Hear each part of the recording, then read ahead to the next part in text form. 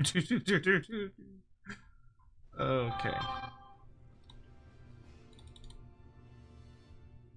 I guess we can be on the screen, that's fine. Oh, goodness. Wow, I'm super disorganized right now. Let's do this.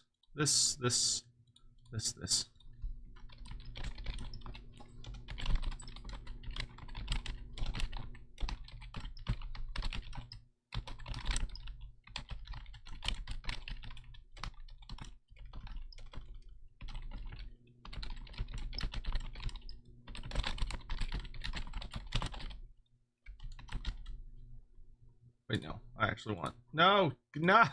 God, please. Go here. Do that. Do that.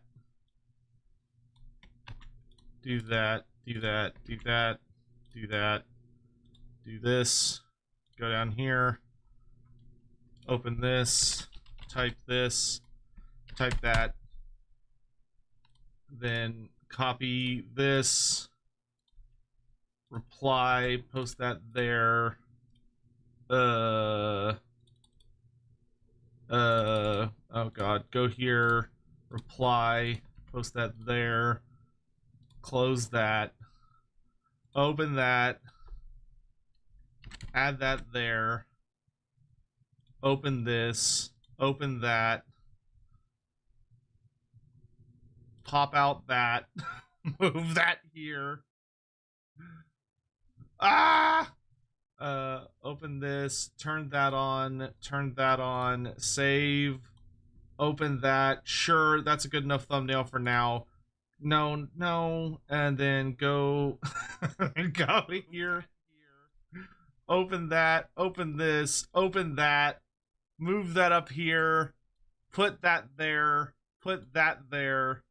Put that there. Okay. Hello. Hello. Welcome.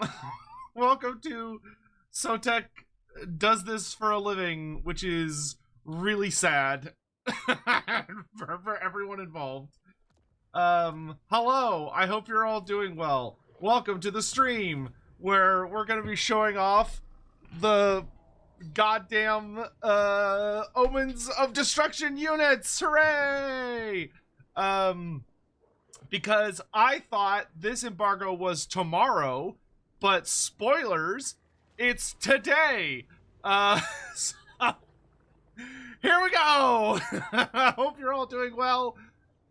Yes, the new loading screen is delightful. As you can see, it is the Maw, which amusingly doesn't really have a lot to do with the DLC, but it's a really cool opening screen, so, you know, whatever. What cloth pattern does Khorne think is best? Argyle is undefeated. Oh, that's a clever one, Mornington Crescent. Okay, that's clever. I like that. I like that very much. Sky Wampa 66. Thank you so much for the subs. Thank you. Holy why don't you can see my beautiful face? Because people aren't here. He's wise when it comes to lore and plaques, but not tech. He's not a Skarven of Skryre. Rude. You're not wrong, but that does not make you any less rude. Can I show campaign stuff? No. I can only show like custom battles and PvP. That is it. That is the only thing I may show. So don't try any of your silly tricks here. Skin reveal. Well, no, people aren't here to see. Well, okay, you know what? Fine. I'll just hide over here in the corner. That's fine. But my stuff's all messed up because this was a bit of a panic stream. I was helping decorate my house for Christmas. And I looked on Reddit for a second and saw just an obscene amount of information about the DLC and went, uh-oh. Uh-oh. So, today we're going to go in. So this is a very disorganized stream, but whatever, it'll be fine. we're gonna, isn't the maw kind of small in this image? Yes, but this is like, think of it as like a representation of the maw. Obviously it would be significantly larger than that. We are going to head into the DLC, and I'm going to show off all sorts of different things. I'm going to show y'all things that I find particularly interesting. I'm going to show y'all things that I've noticed, little notes all over the place. And we're going to talk about the highlights and kind of go from there. Before we get super into it, I do want to remind everyone that this is still development in progress. So everything you see in this is still subject to change.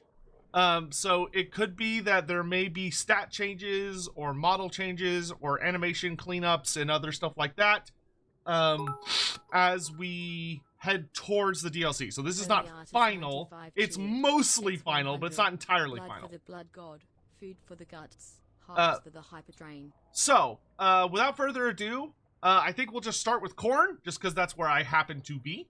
And we're going to show off lots of fun little things. As we go into it, we're just going to go through all the new toys.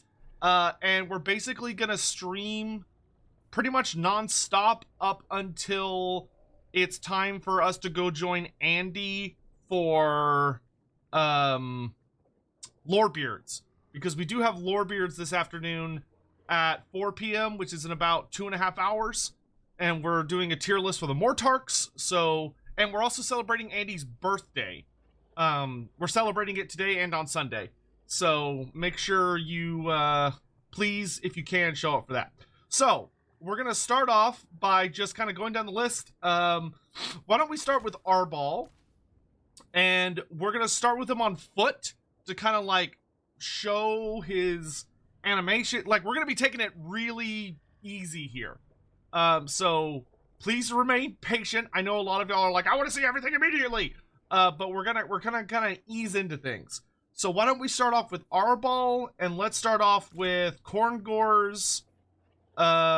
Let's grab Skull Reapers. We can bring the new Slaughter Guard.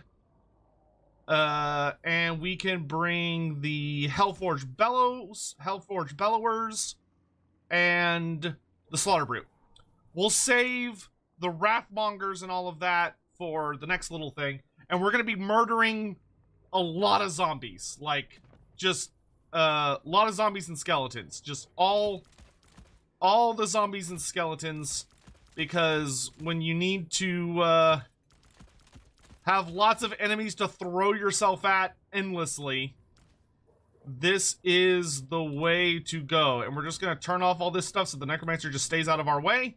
And we're going to check things out. So, once again, we will get through everything. We'll even, you know, jump around the non-DLC stuff to look for any notable changes there. But we'll get through it. So, please be patient. I know a lot of y'all are not.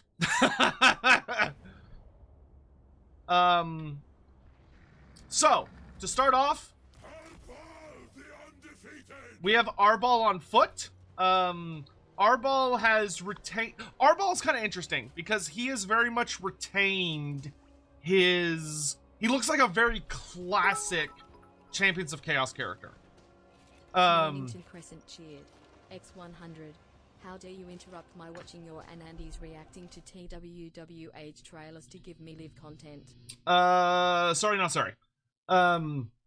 So Arbal has maintained a very classic appearance. For those that don't know, Arbal the Undefeated originates from like at the latest.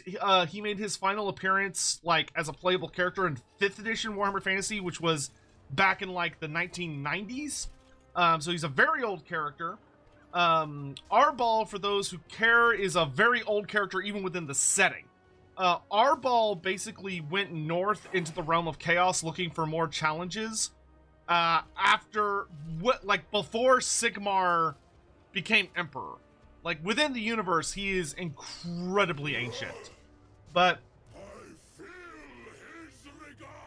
just to kind of give y'all his accent a little bit. Can y'all hear okay? Is the volume loud enough? Mighty beyond imagining. Older than empires. His judgment's hand. But so he's great and cool. So we'll be checking out his animations. We've also got the new Regiment of Renown for the Skull Cannon, which is the Hellforged Bellowers. This thing is pretty sexy. It's very quiet compared to me. Okay, I can fix that. Let's boost that up. How about now? How's it sounding now? I feel his regard. Alpha the undefeated. Mighty Is that better? beyond imagining. Is that better? Alpha the undefeated. Okay, that's better. Okay. No, Arball's like, I want to say Arball's somewhere in the ballpark of like 3,000 or 4,000 years old. But yeah, so the new sexy skull cannon with its black gold coloring. Obviously, we have the Slaughter Brute, the big old nasty boy from tabletop. You can see he does have the 8-pointed star carved into his back. Where he's got the 8 blades, a blade in every point, and then a really, really big little. It's been a while since I caught a stream, but I'm glad I finally managed to. The Slaughter Brute, really, really fun creature. You can see it's got the runes of binding, so as long as it's nearby a character, the Slaughter Brute gets magical attacks and is unbreakable and cannot rampage. If a character, if your Lord on the battlefield dies, he will be subject to rampage, and he will also lose his magical attacks, and his leadership comes into play. With his leadership is not super great, being 60. So you have the Slaughter Brute, which we'll check out his stuff. Oh yeah, I forgot to show off Arball's gimmicks. So Arball has a couple of really cool things. He has the Eye of Khorne. This is a very, very strong ability. Very similar to Morgur, if you're familiar with that. Where Arball is basically, if he's nearby an enemy unit and they get to less than 20% health, they die instantly and they turn into a unit of Chaos Spawn. So I think they're Chaos Spawn of Khorne, but we'll see that in here. So he's got a very similar function to Morgur. And remember, although I cannot comment directly and tell you things that are in the campaign, I will say, for those of you that are like, but Arball should have his thing where if he loses, something happens. You know, and I'm just saying, maybe stay tuned to future things from CA when the Arball stuff comes out. He also has Fury of the Blood God. Fury of the Blood God is simply, he cannot move.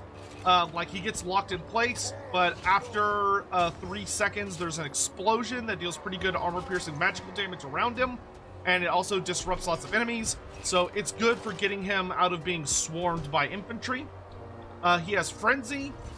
He then has Thirst for Challenge. This is a very nice ability where Arball's damage and melee defense gets noticeably higher depending on the amount of enemies that are surrounding him. So the more enemies surrounding him, the more tanky he gets, and also the more damage he deals. Then you've got the Destroyer of Khorne, his magic weapon. The magic weapon for Arball also increases his damage, and then increases his melee attack and charge bonus as he kills people. Something you'll notice for the intensity meter is that, I don't know if this is new, I forget if they added this in this patch or if this is new, but for all abilities that have an intensity meter, in the bottom, they tell you how many kills you need to max out. So you can see that if he gets 150 kills, they'll have maxed out power. And then he's got all kind of your standard stuff, so Mark of Khorne, spell resistance, yada yada. From there, we have the Khorne Gores, who are probably one of the best units for the Beastmen that they've gotten from this DLC set. But they add a nice little thing to Khorne's roster. Basically, they are kind of aggressive halberdiers. which for the Beastmen is fantastic, because the Beastmen don't really have like an easy halberd unit. They just have Umgors with spears, and then the best core ROR. These guys for Beastmen are like super duper good. So they got really cool weapons. They got like hooks and spikes on the bottom of their halberds, which are more like great axes but count as halberds. They have a couple of cool special rules. They have Frenzy, which notably, you know, gives them good buffs. They also have Primal Fury, so these two stack together really, really well. And then their unique ability is called Fury of the Skull Throne, which makes it where if their health goes below 50%, they become unbreakable.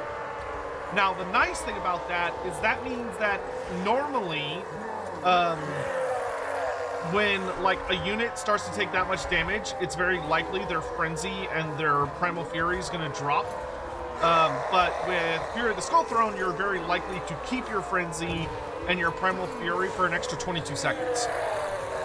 You also have Charge Defense against Large, Vanguard Deployment, Woodsman, Charge Reflection, and Mark IV. But they've got really solid bonus versus Large of 18, good armor piercing damage. They're a really solid material. Next up, we've got one of the other new regiments of renown. These guys are very sexy. They have really badass armor. These are the Slaughter Guard, which are chosen of Khorne with halberds. Followers of chaos. These guys have Frenzy, Charge Defense versus Large. They have flammable attacks, so when they hit, and flaming attacks. So when they hit enemies, they make them take 20% extra damage from fire. Khorne does have fairly easy access to fire, so they synergize very well with a lot of the Khorne roster. And they also have Unyielding Assault, which means their melee attack can never go down, which is really, really good when dealing with things like exhaustion or debuffs or any of those other things. So they look really badass, and they're very, very effective for comboing with a lot of really powerful other Khorne stuff. Also, real quick for the Super Chat stuff, Captain Piker, thank you for the 2 years. Really appreciate it. Holy Artist, thank you very much for the bits. Mornington Crescent, thank you much for the bits. Biofoot, starting the collection plate to show off the Hidden Fisherman units. Oh, if only. If only I could reveal such hidden knowledge. Scion, I honestly wish the Skull Reapers have a great weapon unit just so they have more unique... Well, so, okay, here's the thing about the Skull Reapers, right? So I want to be really, really clear about this. Skull Reapers in tabletop could not take great weapons. They could not. It was not a legal rule for them. They had, when you put their kit together, there were two guys that kind of look like they're holding great weapons because they only have one. But rules-wise, like as far as Games Workshop designed them, they cannot take great weapons. So that was not like a realistic pick for them because that's not something Games Workshop gave them the ability to do. That being said, when we get into like the Wrathmongers, we will talk about like armor piercing and stuff. So these are your Skull Reapers. Very heavily mutated boys with like flesh swords that have like flesh and mouth and teeth and stuff and faces. But they got lots of fun mutations. You know, they got big old horns and spikes coming out of their face and exposed teeth and all sorts of other stuff. The big thing that they bring to the table, magical attacks, frenzy, and decent bonus versus infantry. Obviously, the big thing about them is that they have a really nice, they have a very hefty stat line, relatively low armor compared to stuff like Chosen, but they give you a bit of a give and take. Knight_of_Rencheered, X100. Man, they sure are hiding the Bretonnerie work really well in this update. They also, are your indeed. awesome Sotek. The game's a little too loud. Okay, I'll turn it down just a smidge. Let me know if that's better. So, we're gonna start off with the new Regiment of Renown. So for those that have not been keeping up with the Skull Cannons got a change in the last patch where when they shoot, they leave like a little vortex on the ground that deals damage over time, which is really, really good. It's like a little magical vortex that deals damage if you're standing in it. What this guy brings to the table that makes him unique is that he has Hellraiser, which is that when this guy is in close combat, he also will generate vortexes around him, which makes him really, really nice. He also does one other very cool thing that I'll show you right at the beginning. So let's start the battle and see what the Hellforged Bellowers are capable of.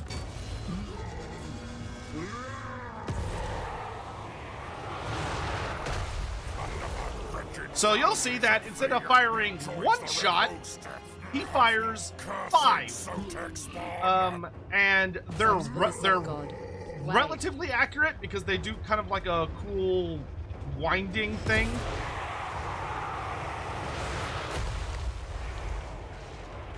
But very, very good versus infantry, also certain forms of cavalry. But he also spawns vortexes when he gets into a fight, which we'll do here in a little bit. But first, let's send in the boss.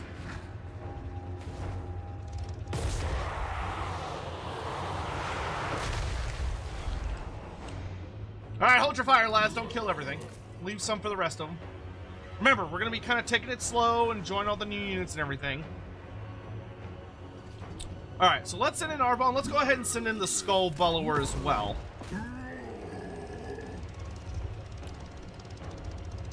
So we can see his vortex that he spawns.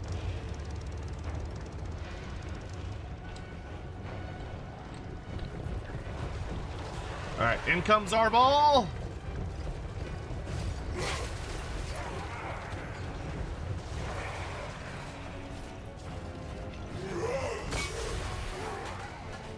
Once again, the game is development in progress, so if you see anything that looks a little bit jank, it's not a huge deal. They are still working on like getting everything ready to go, but we'll just enjoy him fighting for a little bit, and then we will show off more things. Oh yeah, let's show off his explosion. Oh, it's almost ready. Oh, interesting. You actually have to target this ability instead of it just automatically activating. Skull Reapers!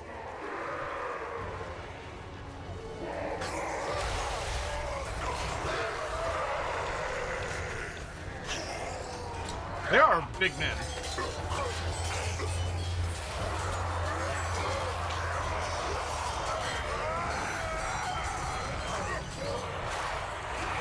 Northern barbarians. So Arbol, if we activate his explosion, does the following. Eye of the Bloodstorm. So you see, knocks a bunch of zombies down, dealt a pretty significant amount of damage, and just kind of lets him get out of combat easy if he needs to.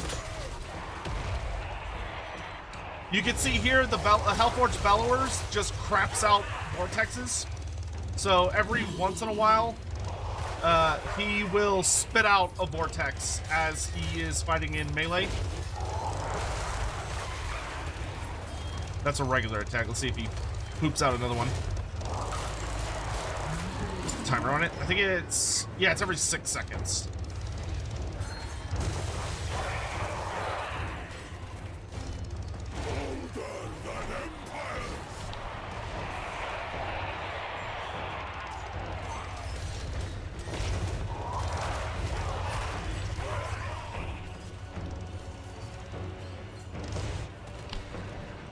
Is this ability? Unit is not Lord or Hero.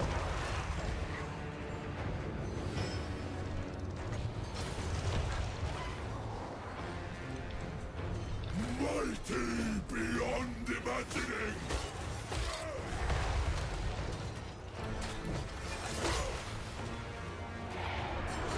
Problem is the tide has so much goddamn health. Ah, there we go. So you see, they die, and Chaos Spawn of Khorne pop out. Cool. Alright, let's check out the Slaughter Brute for just a little bit.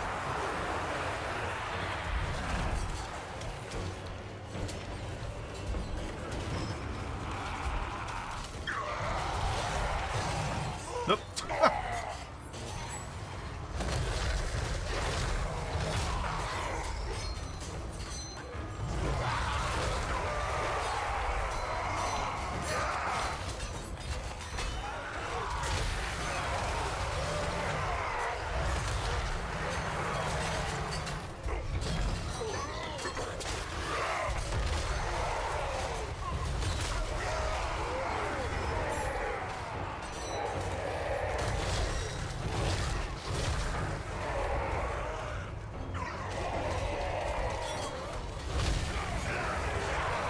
Unbreakable, summon, see strong. Well, they're still summoned, so they will break down over time.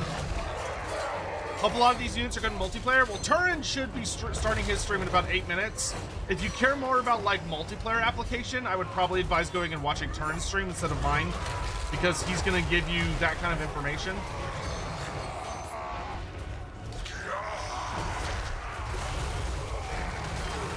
I love the Slaughter Brute. It's such a sick model.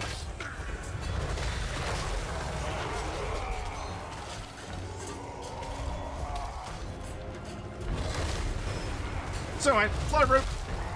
Nice big animations. I believe he has the thing where when he like walks over people, he does damage. If here we check in on the Khorne Gores a little bit. They are super fun. I love how overly aggressive they are with halberds. They're like, yeah, sure, halberds, and then they just swing them like axes. The absolute goobers. That's why I love Beastmen, dude. You give Beastmen a halberd and you're like, all right, this is a defensive weapon. You're supposed to use this defensively. They're like, ah! Is the Slaughter Brute much better in melee than the Mutalist? Yes. So you can see their ability just activated. So they are now they're now unbreakable until that effect wears off. So that's what it looks like when their like Fury stuff goes off. So they're just hacking away.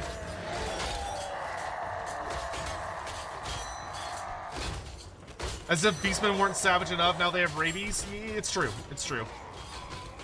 And just for funsies, I'm going to drop that there, because why not? Alright.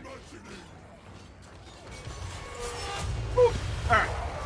So from there, let's go ahead and pop over into another fight. And this time, we're going to put Arbol on the Warhound. And we're going to show off the Wrathmongers. So let's put him on top of the Fleshhound. Let's get rid of these guys. Let's bring the Wrathmongers, and let's also bring Skarr Bloodwrath. So Skarr Bloodwrath is one of the 2 new legendary heroes you get with Khorne. We'll kind of show off his stuff once we get in here. Let's also bring Scylla. Why not? Let's just bring them all.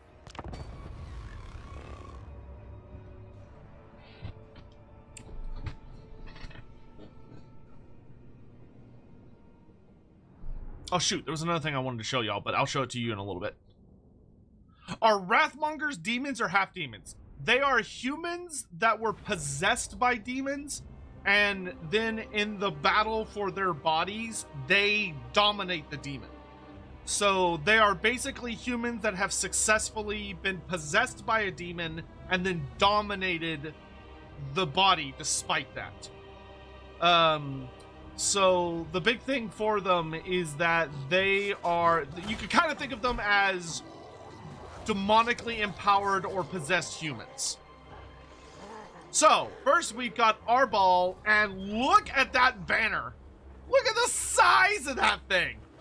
So he is accurate to his tabletop model, which is super fucking awesome.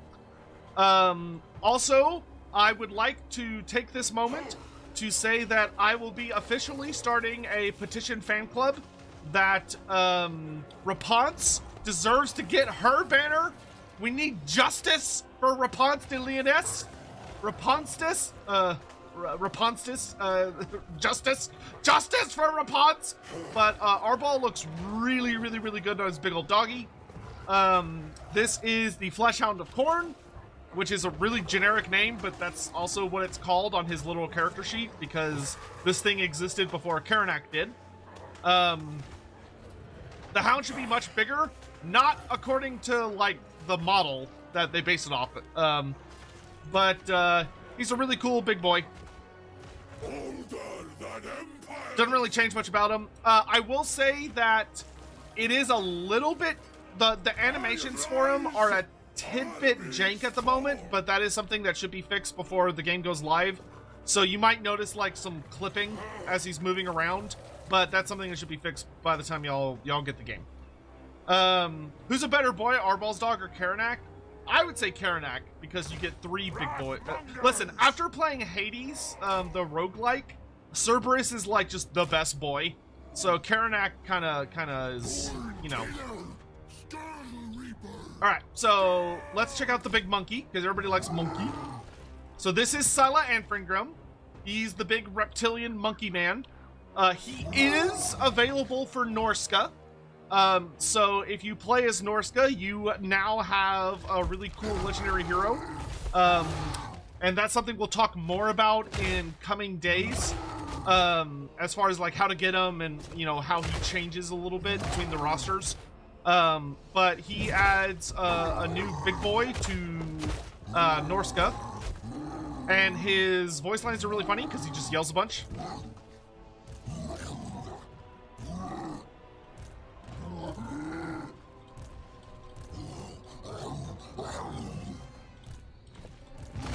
If you get lucky, I think on the campaign map he yells like "kill for Khorne," which is like the only thing he could say in English. He mostly just grunts like a big monkey. Or a gorilla, rather. As far as what Scylla brings to the table, he is a very, very big damage dealer. He does mostly non-armor piercing damage, but he's got a really even split. What the fuck? I had not seen that animation. I think he literally just punched a rat out of the ground and ate it. But you notice he's got a fire-breathing serpentine tail. I don't know what he just punched out of the ground, but that was interesting. Oh, there he goes. He does talk.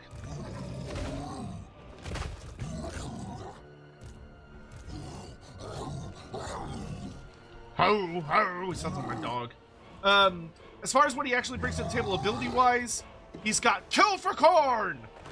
So this is a, oh, there it goes. Yeah, it's, he smells a rat and punches it out of the ground. That's amazing. So you have Kill for Khorne.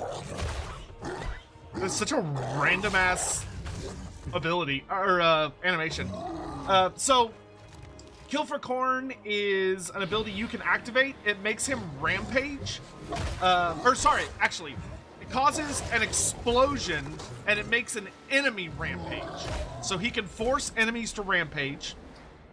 He also has Crimson Juggernaut, which Crimson Juggernaut makes him way fucking faster and also gives him the glorious charge rule. So he's able to fly really, really fast across the battlefield and hits like an absolute truck on the charge. He does have the Serpentine Tail ability that you may be familiar with from the Demon Princes. So as long as he's in combat, people that are very close to him, or enemies that are very close to him, take damage over time. So he has a Mortis Engine effect, as it's called. He is a Chaos Spawn, so he's unbreakable, which, you know, neat. He also has the Brass Collar of Khorne. So this is a really, really good item because notice how few kills he needs to max it out. Once he's killed 100 people, he has a 20% ward save. And also gains significantly more spell resistance. So he starts with 35%, it goes up to 50%, so he's very, very resistant to spells and abilities. And he also has 25% missile resistance, and he causes fear. So he's not that super great against like super elite armored enemies, but he is good against like large masses of foes. Then we have Skarr Bloodwrath. We're gonna move away from Scylla so he's not so loud.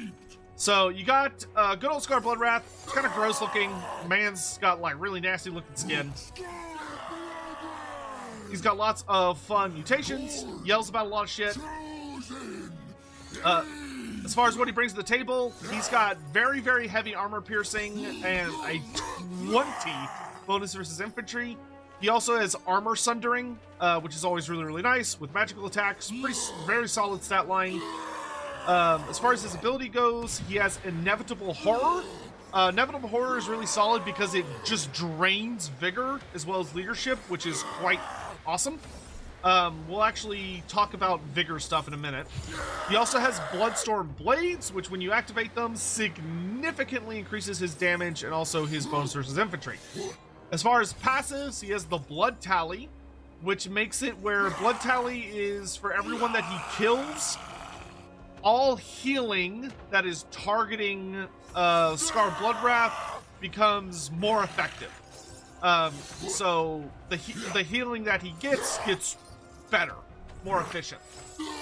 He then has Bloodborne, which Bloodborne is that when he gets to less than 25% health, he will heal at minimum 20% of his health. So 20% of his health, but keep in mind that with the Blood Tally, his healing effectiveness goes up. So the more that he heals, or the more that he kills, he will heal more than 20% of his health back. Lastly, he has Scaramor's Butchers, which is a very, very, very, very good passive, because he gives all allies within 35 meters Sundering Armor attacks, and also 5% to all forms of damage. So the big thing about him is that he's really, really good at buffing the living hell out of anything near him, because he just cuts through armor like nobody's business. Just reducing armor. Then we got our Wrathmongers. So we have the basic mixed Wrathmongers with their hammer flails. So they've got big ol' hammerheads on chains. You'll notice that they are just heavy armor-piercing ass kickers. Like that's their gimmick, is that they deal very good anti-armor. You throw them into stuff and they tear through elite enemies. They don't have a specialization of like versus large versus small. They're just here to kick ass and chew bubblegum. Really solid stat line. And then we've got the Bloodwake Berserkers. These guys are particularly gross because their big thing is that they have armor sundering attacks in addition to fire damage and magical damage. So they have armor sundering magical fire damage. In addition, they explode. So whenever, should they die, they blow up and it hurts quite a bit. So without further ado, let's show off some animations.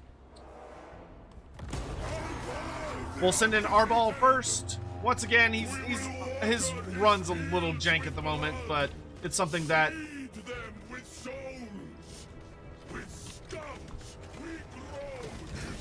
he's got some really fun animations on Fleshhound back.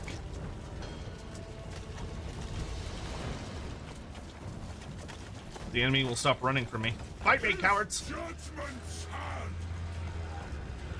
I'm gonna have my army back up a smidge so Arbol can just enjoy fighting for a second.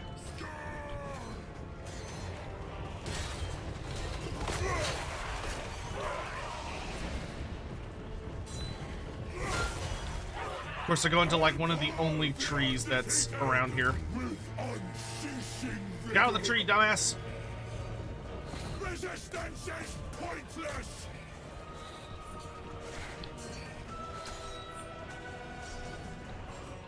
Out of the tree, thank you.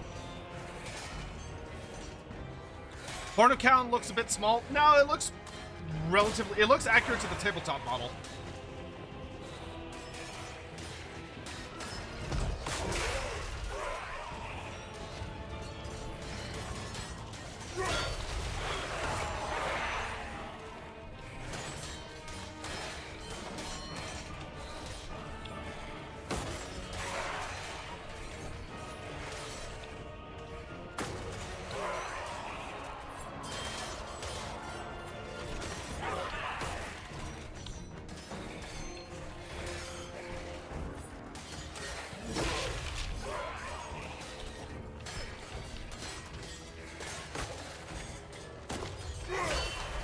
Alright, we're just gonna let him and his dog have fun. And let's go check out what's going on over here. So here we got Scylla going to town.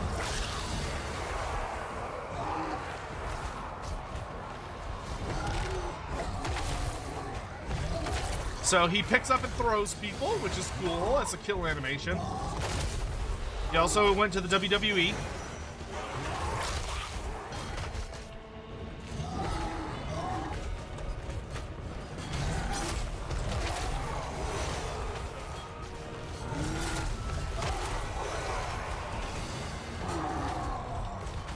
Yeah, Arval's not 100% done yet. He should be by live, but he's not 100% done yet. Let's make him blow up. So, really big, nice big, kind of big AoE. It also rampages enemies that he hits with it. So you can see one of the enemies that he targeted is rampaging.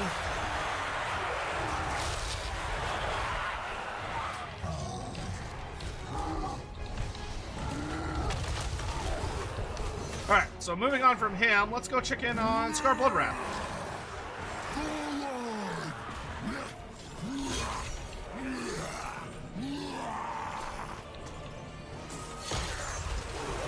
So obviously he's got his big axe flails.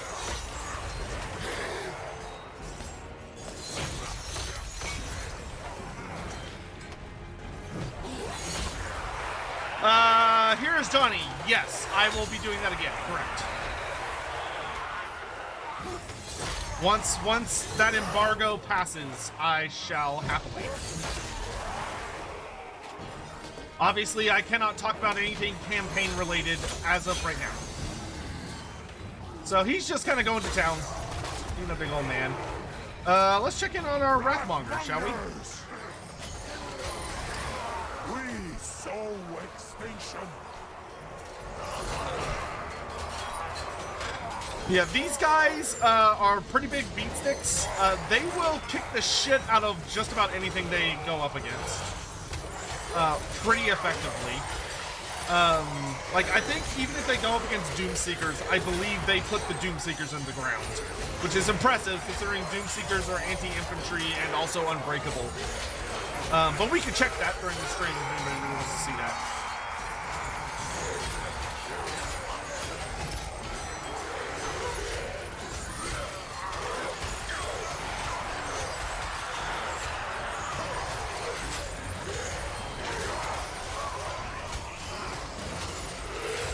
Hammer flails are such a bizarre weapon. Like, they're just big hunks of metal on chains, which is so funny to me.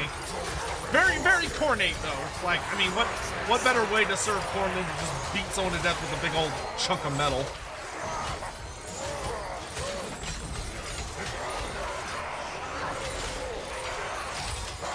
Yuki Okami, thank you so much for the 20 months. I really appreciate it.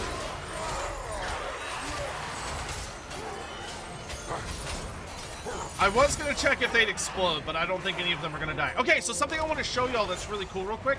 Let's take a pause here. Something you'll notice is that my stats have become quite a bit debuffed. All of my stats are red. There is a significant debuff on there. Now, you may be asking, Sotek, what the hell? Are you fighting poisoned enemies? Why are you so debuffed? No, here's the answer, because CA did something really, really cool. If you look, they now have more information available to all of us, the players, about what's going on with your stat lines. So now you can see fatigue and exactly what it is. So here I can see that my armor has been reduced by 20 because I'm exhausted. Here I can see all the different modifiers to my leadership. Here I can see that my speed is dropped by 7 because I'm exhausted. Here I can see that my melee attack is up by 10 due to Frenzy, but down by 21 due to Exhausted. Melee defense is down by 5. Charge defense is up by 4 because of Frenzy, down by 14 because of Exhausted. So they have added in a significant amount of additional information where if you're being affected by like poison or exhaustion or other things, you'll see it reflected in real time, and if you mouse over it, it will tell you what's going on. And you'll notice that it says exhausted, not vigor, because now what it is that depending on your vigor level, it will show you the different amounts. So like if you're very tired, it'll say very tired. If you're exhausted, it'll say exhausted. If you're just tired, it'll say tired, etc. So it's just way more information. And it's also doing a much better job of like showcasing why being aware of your vigor levels is really, really important. This also includes things like wounds. So if you have a single entity, like Arbol here, and he becomes wounded, so he gets to less than 25% health points, these stat changes would immediately show up once he's wounded. And if I were to mouse over my speed, for instance, it would show me wounds next to exhausted.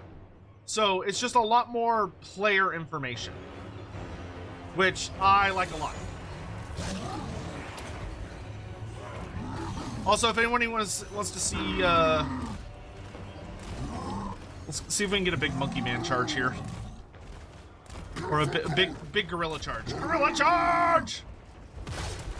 I love that he just does a front flip. Gonna call this big fucking monkey man Philly in the way he's thrown himself at people with no regard for his own safety. I love that one where he just picks up someone and uses them as a weapon. Why don't we kind of wrap up this little moment with Arbol just killing zombies since he's no longer inside of a tree.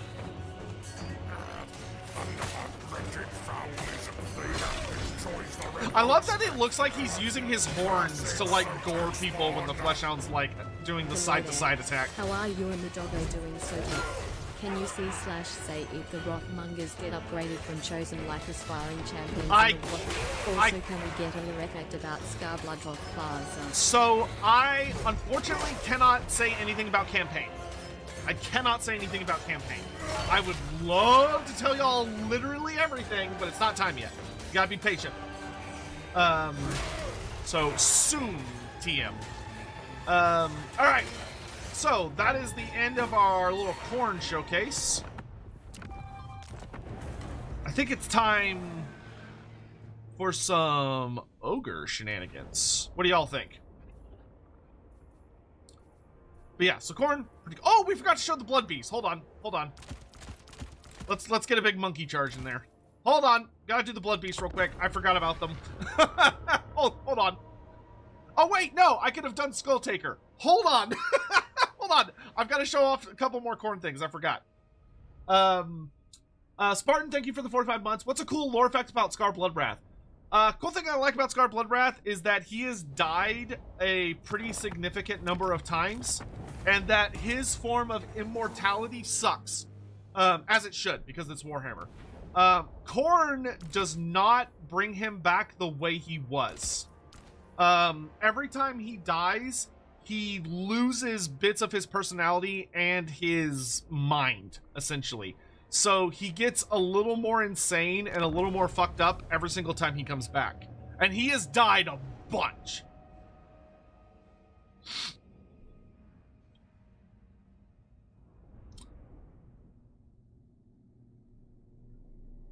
Alright, so we'll show Skulltaker, and we also need to show the Blood Speaker Lord. So and then we'll do ogres. So here are the Bloodbeasts. They are obviously like miniaturized Silas. Though there are notable differences. They have more spikiness. They've got a lot more fur. They've got very distinct heads and tongues. They have different like animations, like different idle animations. But they're big and green monkey boys. What's interesting about the Bloodbeast is that they are not treated as Chaos Spawn. So for those who know the etymology, so to speak, of where a Bloodbeast comes from, they also have like big fantails, which is cool. Bloodbeasts in like the old Storm of Chaos book they were basically just Chaos Spawn of Khorne. These are not being treated as Chaos Spawn because they're not unbreakable. So basically what CA has done is that these are basically being treated they're being treated less like Chaos Spawn, and they're being treated more like, what do you call it? The big monkey, Gore Beast. They're being treated more like Gore Beasts and less like, Chaos Spawn, which is interesting. I don't think that's necessarily like a bad thing, but it's an interesting thing. So we got Khorne gorillas, and then Skulltaker, the big man himself, with a way longer tongue than you would probably suspect. Mere tool of Khorne! Sacred executioner! Yeah, he makes out with skulls while he's idle. Skulltaker! Never leave this man alone with a skull that you don't want violated. Like, always keep an eye on him. He cannot be trusted with skulls. Skulls slaughter! Rage strikes us! Skulltaker! So, what does Skulltaker bring to the battlefield? Skulltaker has unyielding assault, so his melee attack can never be reduced. He's got your typical physical resistance for a demon and spell resistance for a demon of Khorne. Causes fear. He has the Locus of Fury, which Locus of Fury is his ability as a herald, so he buffs the damage of nearby allies when you activate it. He also has Bloody Onslaught. Bloody Onslaught is quite good. You basically activate it on an enemy of your choice. Doesn't have to be a character, it's just any enemy. And he nerfs their melee defense and armor considerably. He also has the Slayer Sword. Slayer Sword's quite good. In addition to buffing his damage and his melee attack, it also lowers enemy damage. So he's good at just kind of messing people up and fucking people up. He then has Revel and Slaughter, which is just a general leadership ability. So you'll see this on multiple Khorne lords. And then he's got the Cloak of Skulls. Cloak of Skulls is actually quite good. It makes Skulltaker immune to flanking.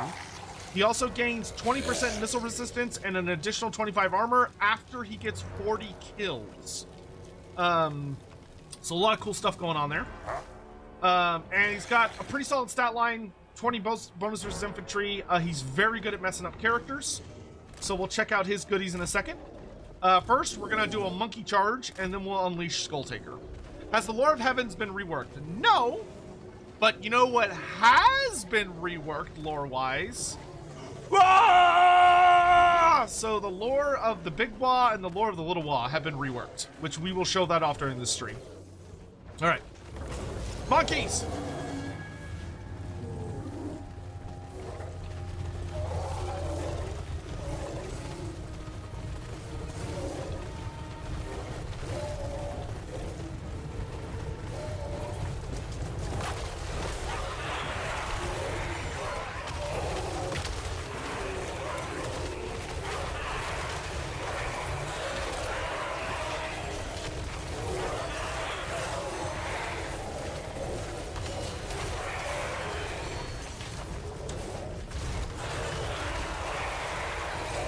Cool. All right, Skulltaker! You're up.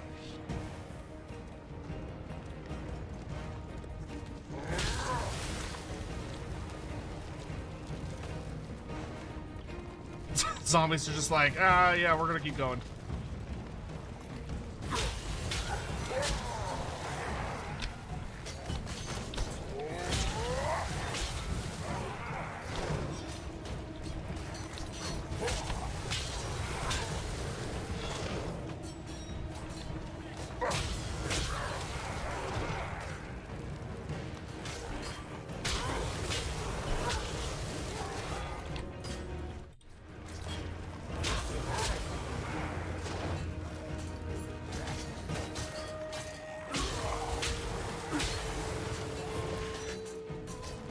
Yeah, one of the cool things about him is he kind of has like an after effect. Like, you ever played Legend of Zelda when you're like full health and you shoot out the little sword beam? Skulltaker kind of does that, which is cool. I think he has a kill animation. I don't know if we're going to be able to trigger it on regular. Do Skulltaker versus Albrecht? Why? You just want to see Albrecht get like slapped down for get his ass kicked?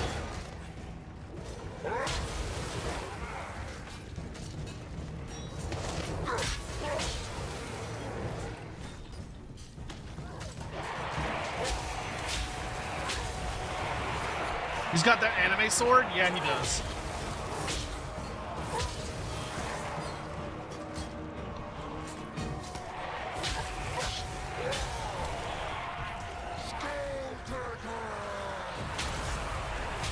So here you can see the Bloody Onslaught ability. Let's use it on these skeletons.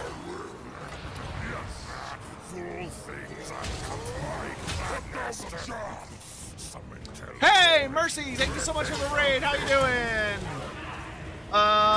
Cindy, how you doing, Cindy? Oh, Cindy also raided. Oh my gosh, look at that, the double raid.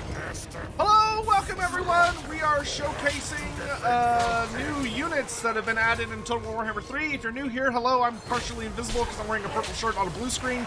I'm Loremaster of Sotek. Hope you're having a lovely day. I'm considered one of the premier authorities on Warhammer fantasy lore and literature.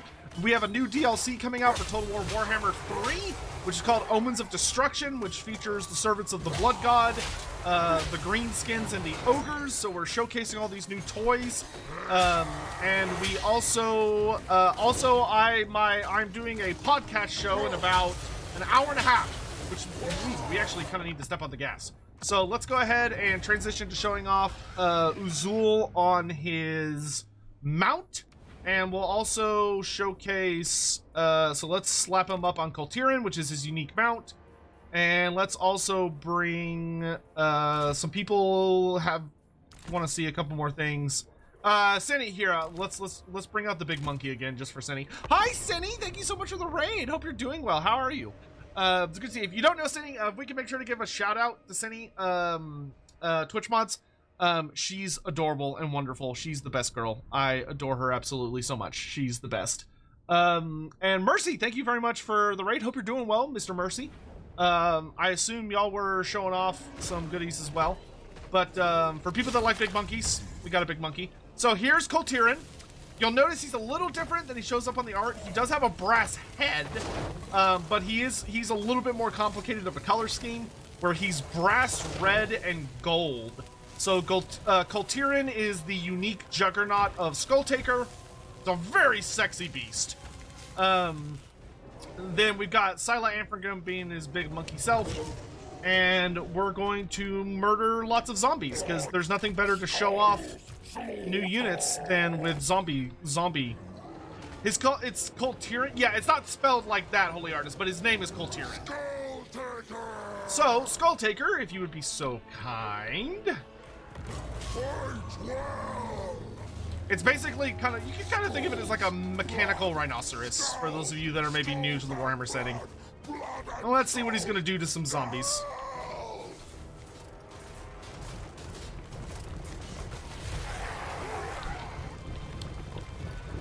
So for anyone joining us, we're kind of doing a showcase, so instead of fighting like traditional battles, we're just sort of like showing off all the new toys, because it's early access right now, so all the new stuff comes out in about a week and a half-ish? Rage strikes us.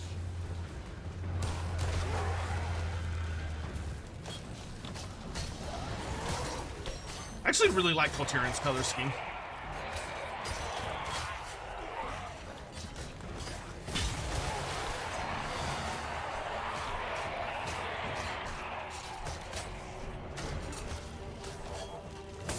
Especially because it freaking breathes steam. The Iron Rhinox would use this? Well, no, an Iron Rhinox would be like a Rhinox, which is much larger than this. Rhinoxes are big old beasties.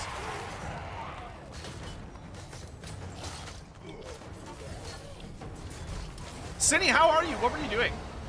Rat Shaker? What the hell is Rat Shaker? Were you violently shaking rats? Send in the monkey! Showcase the other Khorne regiments around. We did earlier, so you can go back in the stream a bit if you want to check those out. Unfortunately, in the interest of time, we do need to move on. So let's go ahead and get on that. We will show off the Bloodspeaker Lord real fast. Alright, Bloodspeaker, where are you at? Alright, so the Bloodspeaker is the new generic Lord for Khorne. Actually, I could bring the Regiments of Renown right now, for those of you that have not seen them yet. So we'll bring the Regiments of Renown and we'll show off the Bloodspeaker on foot. The Bloodspeaker, he's a cultist Lord. So he's basically like, you take a cultist, and he's Lord. It's a silly game that was spooky. Interesting. What? How is it spooky? You were shaking a singular rat? Well, that's not nice. Alright, so if you haven't seen the new Regiments of Renown, we've got the Hellforged Bellowers here that have a very cool shooting, crazy shooting attack. We also have the Slaughter Guard, which are chosen with halberds that have fire coming out of everything. And then we also have the Bloodwake Berserkers, who have flaming magical attacks. And they also explode when they die, which is fun. Desolation will grow. So this is the Bloodspeaker. He's got some poor guy's head. As far as what the Bloodspeaker brings to the table, he is actually a very good support character. So he's got Blood Sacrifice. Blood Sacrifice is that he deals damage to himself. So he deals damage to himself, but he grants healing to an allied unit, so he can heal a nearby unit. He also has Wild Abandon. Wild Abandon is that he can select an allied unit. That unit cannot die. They can still take HP damage, but they can't die. And they gain plus 40 melee attack, but they lose 24 melee defense. You also have Murderous Exhortations. So Murderous Exhortations is a very good ability. It is an AoE ability around the Bloodspeaker that deals really solid, deals some solid damage to enemy units and also lowers their leadership. He then has Pilgrimage of Skulls, which allows you to target a friendly unit and it makes them unbreakable and heals their vigor, so it makes them less tired, which is great. That's an item. He also has Gruesome Display. So Gruesome Display is a permanent passive that lowers enemy melee attack and leadership. And then I think the icon is an item as well. So without further ado, we're gonna throw him in first to check out his combat animations. But for those of you that want to see the cool things the Regiment of Renown does, watch this! Fire! Never falter in the sight of the hound. They will smite you. There you go. Mr. underscore Born cheered. X100. Bloodspeaker is going full Kratos from God of War. He's even got Mini's head. Indeed. Students of slaughter.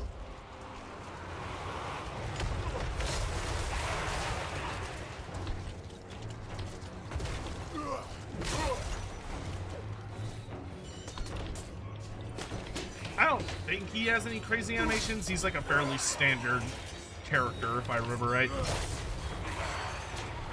He is nice for Khorne, though. You...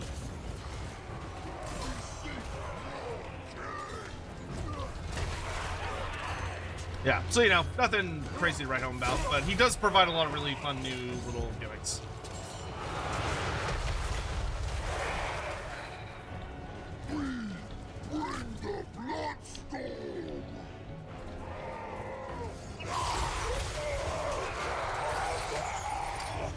Alright, we gotta move on. Ogres! Let's go ogres! Quick, quick, quick, quick, quick.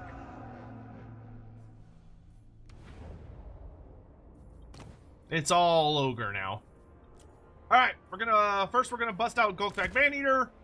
We're also gonna bring Bragg the Gutsman, the Bruiser. Well, okay, let's do Bragg with the Paymaster, actually. So let's do the Bruiser, Golgthag, the Pigback Riders, the Golgthag's Maneaters, the Eshin Maneater, the Thunder Tusk, the Yetis, and the Regiment of Renown Yetis, and the Blood Vultures. Alright, let's get into it.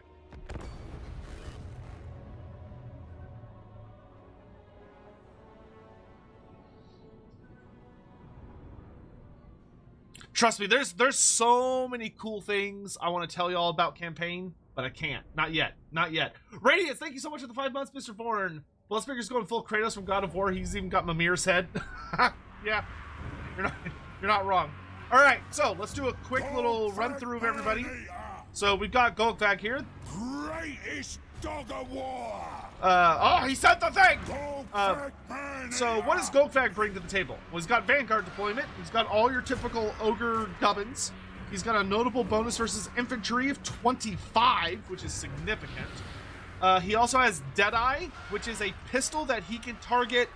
He can target single entities or characters. So as long as if it's a monster or a character, he will pull out his pistol and shoot him in the face, which is great. He also has his magic item, which is Bugman's 6X. So Bugman's is a very, very powerful healing ability. It not only heals a ton of health, and it also restores his vigor. However, the downside to it is he can only use it if there's no enemies within 55 meters of him. So if there's enemies within 55 meters, he cannot heal. He also has Been There, Done That. So Been There, Done That is if there is a terror-causing enemy within 35 meters, then all enemies within 35 meters get a debuff. So if your enemy brings any terror causers against you, Golgfag will punish them for it. Next up, we have the Bruiser, who has a godly design. Unfortunately, he does not use his pistols. His hands are a little occupied, I guess. But you can see he's got a Gut Gouger in one hand, and then he's got a big ol' fuck you mace in another. What the Bruiser brings to the table is the Bruiser has Puncture, which Puncture is that he gets for almost 40 seconds, he gains Armor Sundering to lower enemy armor, and he also gets 24 melee attack. He also has Where You Goin', which Where You Goin' is you target a friendly unit and they become unbreakable for 25 seconds. And then an ability I quite like is he's got Belly Stance. So Belly Stance is he tells all the ogres to put their guts out, and it gives all allied units, not just the ogres, the Noblars too, but he gives all allied units expert charge defense and charge reflection as long as they hold still for 3 seconds. So he allows you to have defensive ogres if you so wish. Next you got the Blood Vultures, which the Blood Vultures are your big old vulture boys up in the air. The big thing they bring to the table is they're basically carrion, but they do have a fun special rule. They have Vanguard deployment, and then they've got Carrion Frenzy. So Carrion Frenzy is that when anybody, friend or foe, dies near them, they get additional melee attack and leadership, which is quite nice. So you got your Carrion. Then you've got the Eshin Maneater, who very uniquely is a single entity that I adore. He is absolutely hysterical and is quite good. You can see he's got like the ogre approximation of a katana, which is just a big old blade that's vaguely vaguely that shape, but it's all like rusted and stuff because ogres. Because he's just this animation. I love that animation so much. He's trying to do like the cool little mall ninja thing and then hits himself in the face. As for what he does, he has Vanguard deployment, Strider, so he moves through any terrain without penalty. He has Woodsman, so he's great in the forest and can move through trees. He has Stalk, so he's invisible. 5,991 cheers. He has 15% physical resistance, 25% missile resistance. Do you think we've got room for beast men? We'll see. He also has 2 active abilities. He has the Maneater Smoke Bomb, which the Maneater Smoke Bomb makes him 25% faster, plus 24 melee defense, and makes him unspottable. And he also will heavily disrupt nearby enemies. He does have a Weeping Blade, so he has the Weeping Blade passive because he was trained by Clan Eshin. So he lowers armor by 50% as he's messing people up. He has a really good bonus versus infantry of 20. And then he's got Marked for Eaten. So instead of Marked for Death, it's Marked for Eaten, which lowers an enemy unit speed by 25%, lowers their armor by 30, and melee defense by 40. Next, we've got Golgfag's Maneaters. So these are an elite Maneater squad. X100. I meant to ask about Beastmen or Wood Elf DLC packs in the future, but the chew went out early. Oh. Enjoy the extra bits. Oh, well, thank you, good sir. And that's not this stream. We're not going to have time for this stream, but next stream, definitely. You don't have to do bits. You can just ask me next stream for that. Stories be told. So, for Golgax Man-Eaters, the big thing about them is they are quite heavily armored. Most Man-Eaters have about 50 armor. These guys have 80. They also have really good bonus versus infantry at 16. And they're also, like regular Man-Eaters, they're immune psych, but they do have Vanguard deployment. So Vanguard deployment is kind of their unique gimmick. What's the lore behind the ninja? He is an ogre man-eater that basically managed to get signed up with Clan Eshin, and they trained him in their arts of war. And so he uses Clan Eshin tactics and strategies. Next, we got our Pigback Noblars. Pigback Noblars are hilarious. They are Noblars doing piggyback, with the Noblars on top constantly abusing the ones carrying them. The big gimmick for them is that they have anti-large. So they have an anti-large bonus of 12. Also, if they are more than half health, they get an additional 12 leadership and 8 melee defense. And more durable. Once they go down a bit, they are far more likely to kind of fall apart on you. However, you then have the Regiment of Renown version, which are the Piggyback Knights. And the Piggyback Knights are dressed in Bretonnian style. So they have messed up Bretonnian-styled shields, which are, you'll notice that they have silver shields instead of bronze. They also have Bretonnian peasant armor, and like little headbands and stuff because they are emulating Bretonnian knights. They also have something that looks a bit more like Bretonnian lances on the top guys. But they have a unique special rule, which is Piggyback Joust. And Piggyback Joust is that if they charge someone, they get a bonus to charge speed, and they also cause disorientation, which lowers enemy speed, melee defense, and melee attack.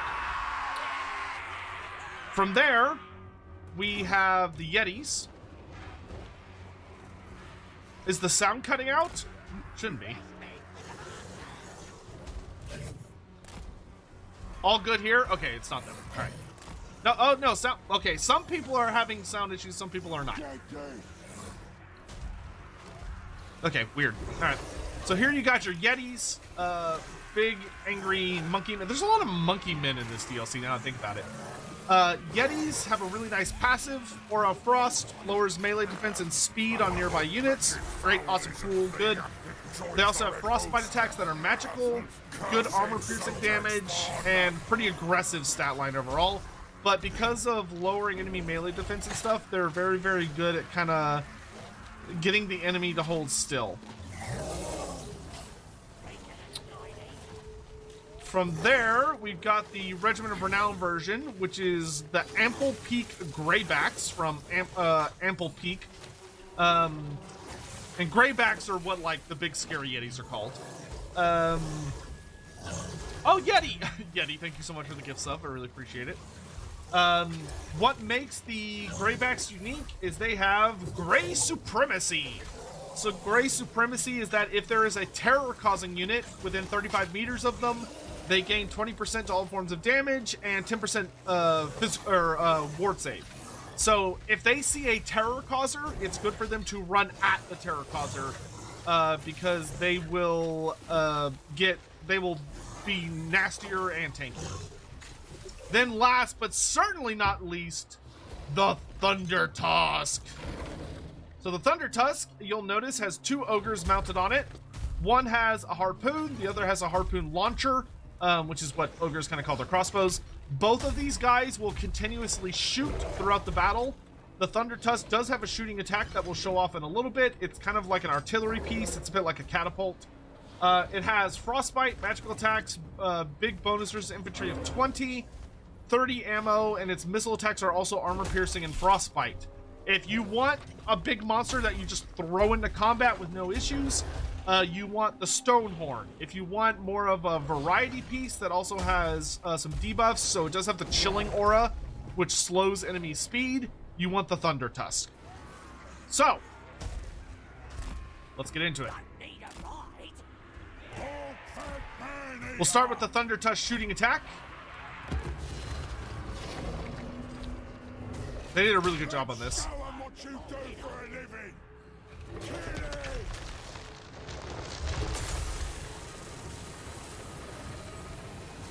Splat. So that's a shooting attack. It's does really good damage versus infantry, reasonably accurate, and it's a big time slow if it hits you.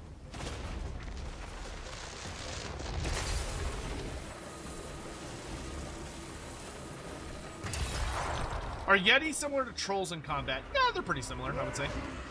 All right, send in. Let's send in the. Let's do Yetis, sure. Yetis, you're up.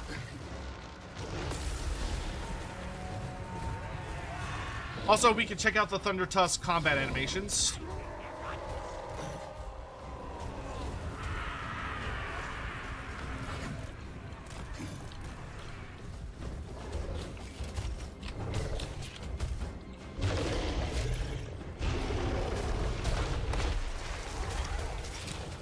So a lot of ice effects, big AoE.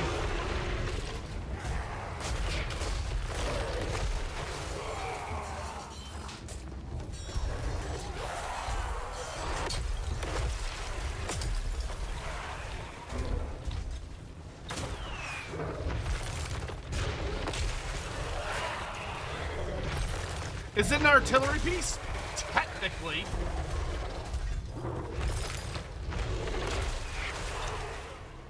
Yetis!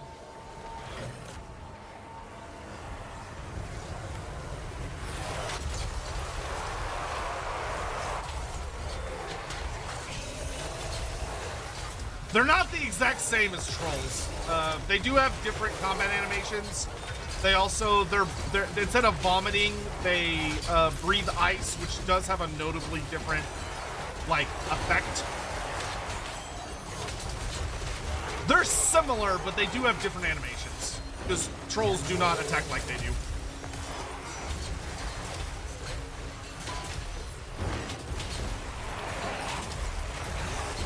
Lost.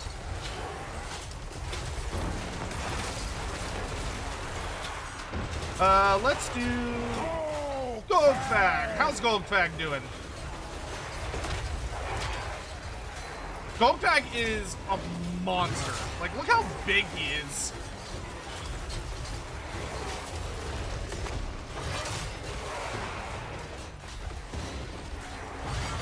How are Yetis different from Gorgers?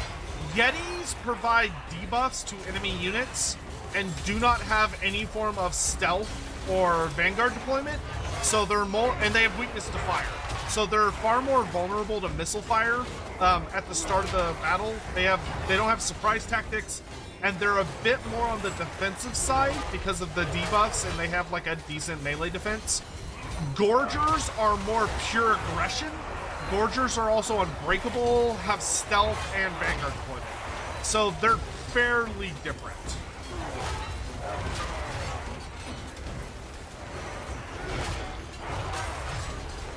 Now, if I can get him out of the fight, I can use his pistol. But you know what? Let's send in the pigback gobblers. Attack! For Bretonia!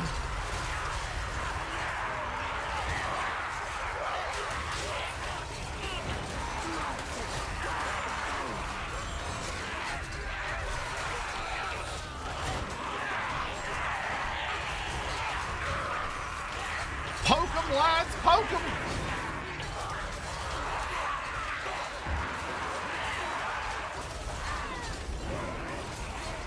And then, here he is, chat. Everybody's favorite cosplayer.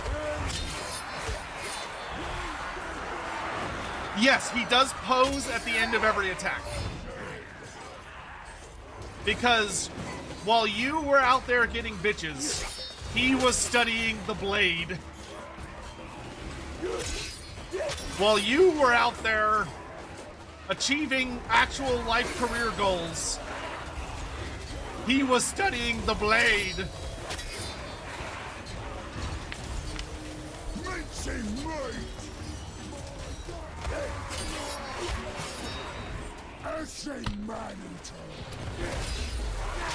Look how big that smoke bomb is. Like, that man clears space. What about Naruto Run? Sadly, he does not Naruto Run. That would be hilarious if he did. Instead, he just kind of does the goofy, bumbling ogre run, which is kind of more adorable, to be honest. Like a fat shadow! Like a fat shadow! Dog sneaking in the smoke! Hidden, but open! Rat trains man-eater! Guts point! Ashing man-eater! Ready for dinner! Rat trains man-eater! Like a fat shadow!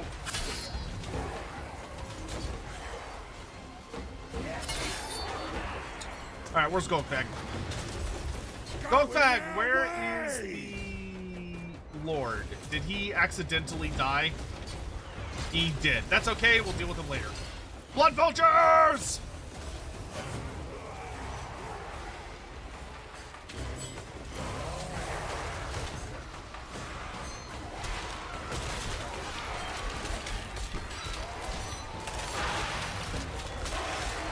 I'm so glad vultures aren't like this in real life. That would be genuinely terrifying.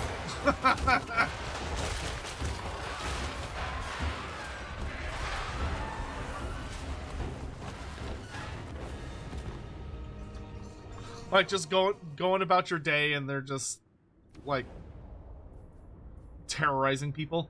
Alright, so let's now, we'll do Gokai one more time so we can use the pistol. Why don't we bring out, let's get rid of these guys. We can keep them for a bit. Let's get rid of these. Bring Bragg with us. Yeah, that'll do. Because I want to get that pistol shot. Do Yeti Lord/Heroes exist in the lore? Theoretically, they do.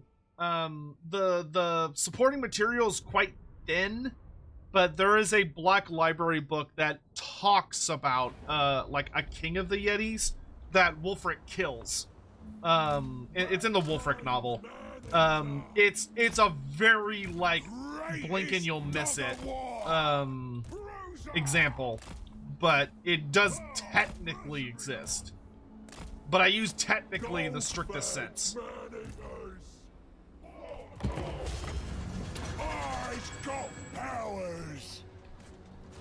Alright, here we'll show off his pistol shot if that necromancer will hold the fuck still.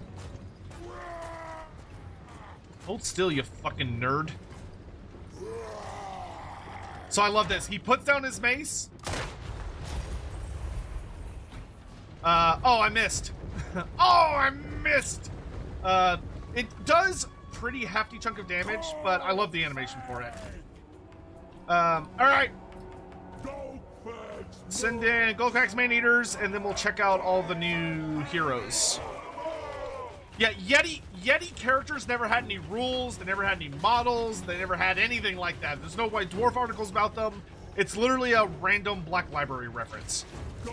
Which is a very small one. These guys are really, really strong.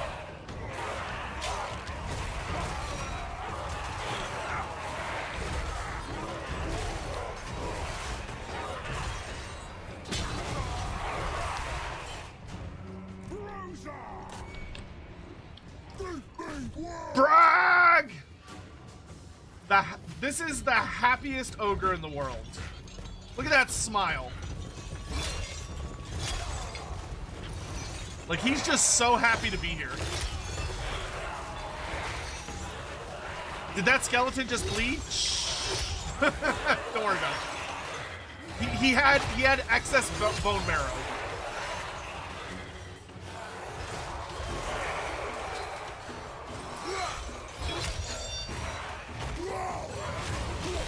Are Yetis as intelligent as normal ogres?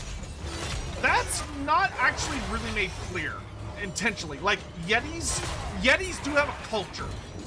Like, they're not wild animals. They do have a culture.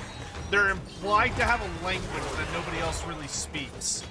But they're not animals. They are smart in a sense, but we're not really sure how much.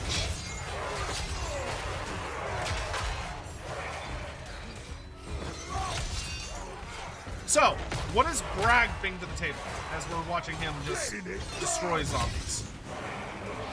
Bragg the Gutsman has a really, really big anti-large. He has an anti-large of 30. You can basically throw Bragg at anything large and he will fuck it up. The other big things with Bragg the Gutsman is that he has Dreaded Aura, which is incredibly good. Dreaded Aura removes immune to psychology from nearby enemies. So you may notice, if I check out these skeletons, actually I don't think it works on undead, but if you're dealing with like enemies that have frenzy or other types of rules like that, or just the regular immune to psych, he just gets rid of it, which is really, really nice because it makes your fear count more. He also has Foreboding Executioner. The way this works is that if he gets near an enemy character that has 20% or lower health, once per battle, he can one-shot them. Like, he will run up to enemy characters that are wounded and just, like, they just get flat.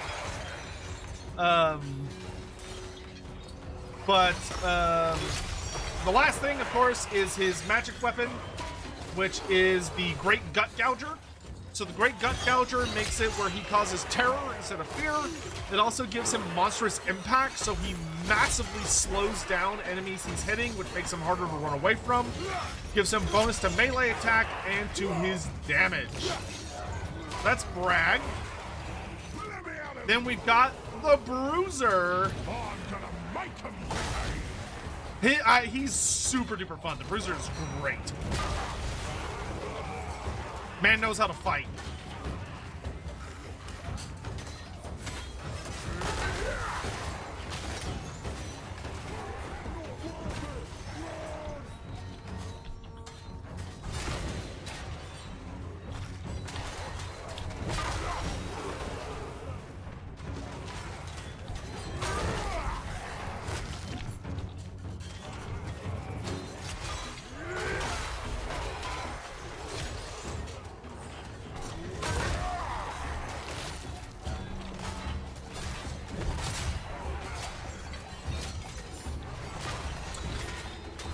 Alright, so that we've got one more thing to show for the ogres, which is the Ogre Paymaster.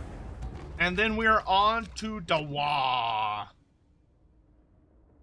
I'm under the wrong game directory. Oops. Vorn, you're able to change that, but you might not know how, so I'll do it real quick.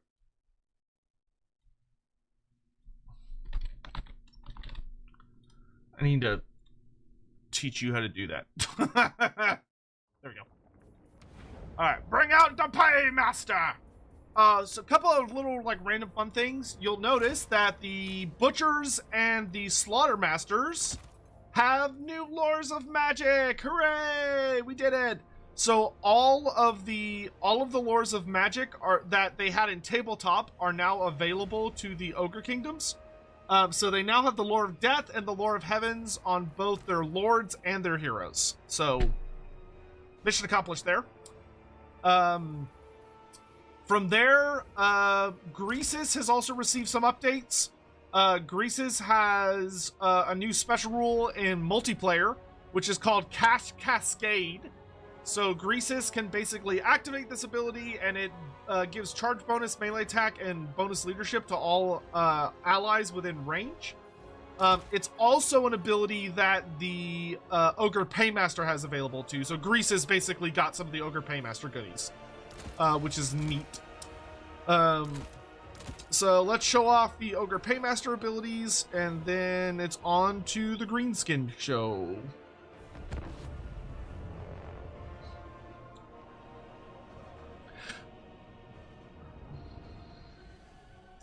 I can also say, in my experience, Greasus is performing significantly better in battles.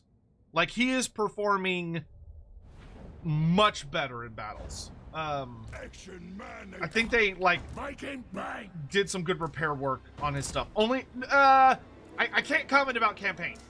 Is the only thing I can really respond to with that. You'll see. You'll just have to wait and see. So, the Ogre Paymaster has dual weapons. So he's got a sword and then his big old flail, I guess is what you would technically call it. He's also got a lookout Noblar who's got an abacus that's constantly doing mathematics, which is hilarious because Noblars are probably terrible at math. Go tester. So Paymaster. The Paymaster is quite fun. He has a support focus. The big things that he has going for him. So he has Headhunt, which Headhunt is you can target an enemy character and lower their missile resistance by 20% and their melee defense by 40%. So it's really good at pointing at an enemy and telling your shooting units or your combat units to just melt that character, which is really good. You also have Cash Cascade, which we'll show off in a minute, which we talked about with Greasus. He also has Gold, Glorious Gold, which the Glorious Gold is a passive buff to the melee attack and damage of all nearby allies. So, really solid support character, but he's an ogre, so he's able to kick the shit out of people as well. He's not nearly as good in combat as the Tyrant is, but he's better than the Slaughtermaster. So let's see him in action. I get mad when I'm hungry. There's gold in this for us. If we kill that lot properly first. In charge of the pay chest. Gold tester.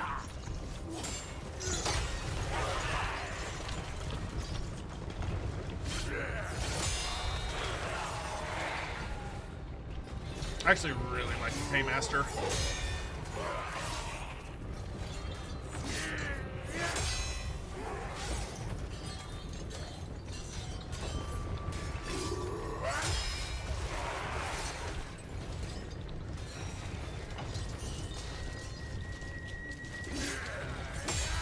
You gonna do the other animations that I know you have? Thank you.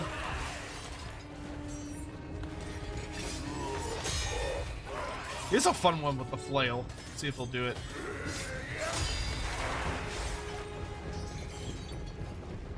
Does he have big names as the Tyrant? So all ogre characters have big names now. They revealed that in the blog, and I can confirm that. So like all of them, all the lords, all the heroes have 4 big names.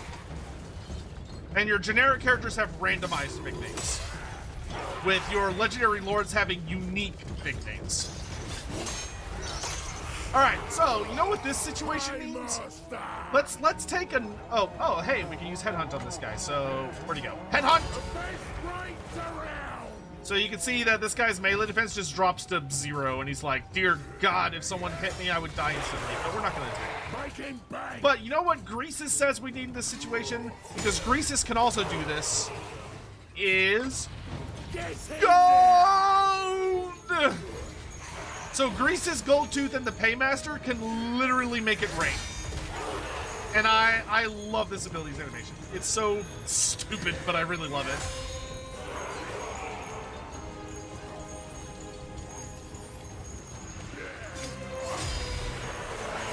Also, yes, if you watch the Paymaster, when he attacks, gold comes like flying out of his little chest. So he has like a gold attack effect, which is silly.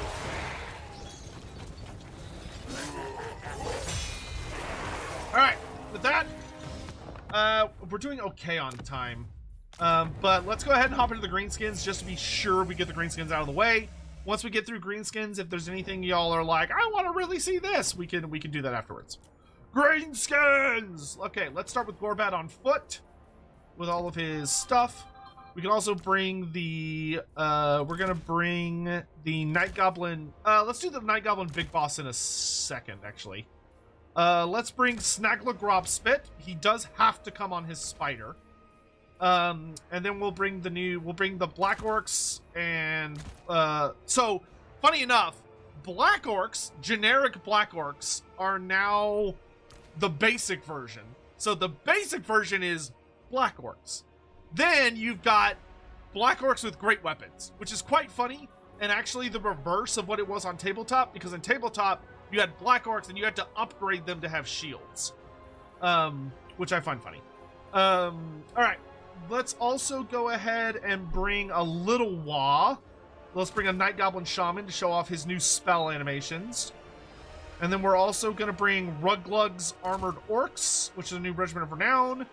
We've got the Acid Verpa, the Colossal Squig, Mangler Squigs, Snaggla's Death Thrower, the Goblin Bolt Thrower. I feel like I'm missing something. Is that everything? 1, 2, 3, 4. No, I'm missing something. Oh, the Web Flinger. I was like, something. What is it? All right.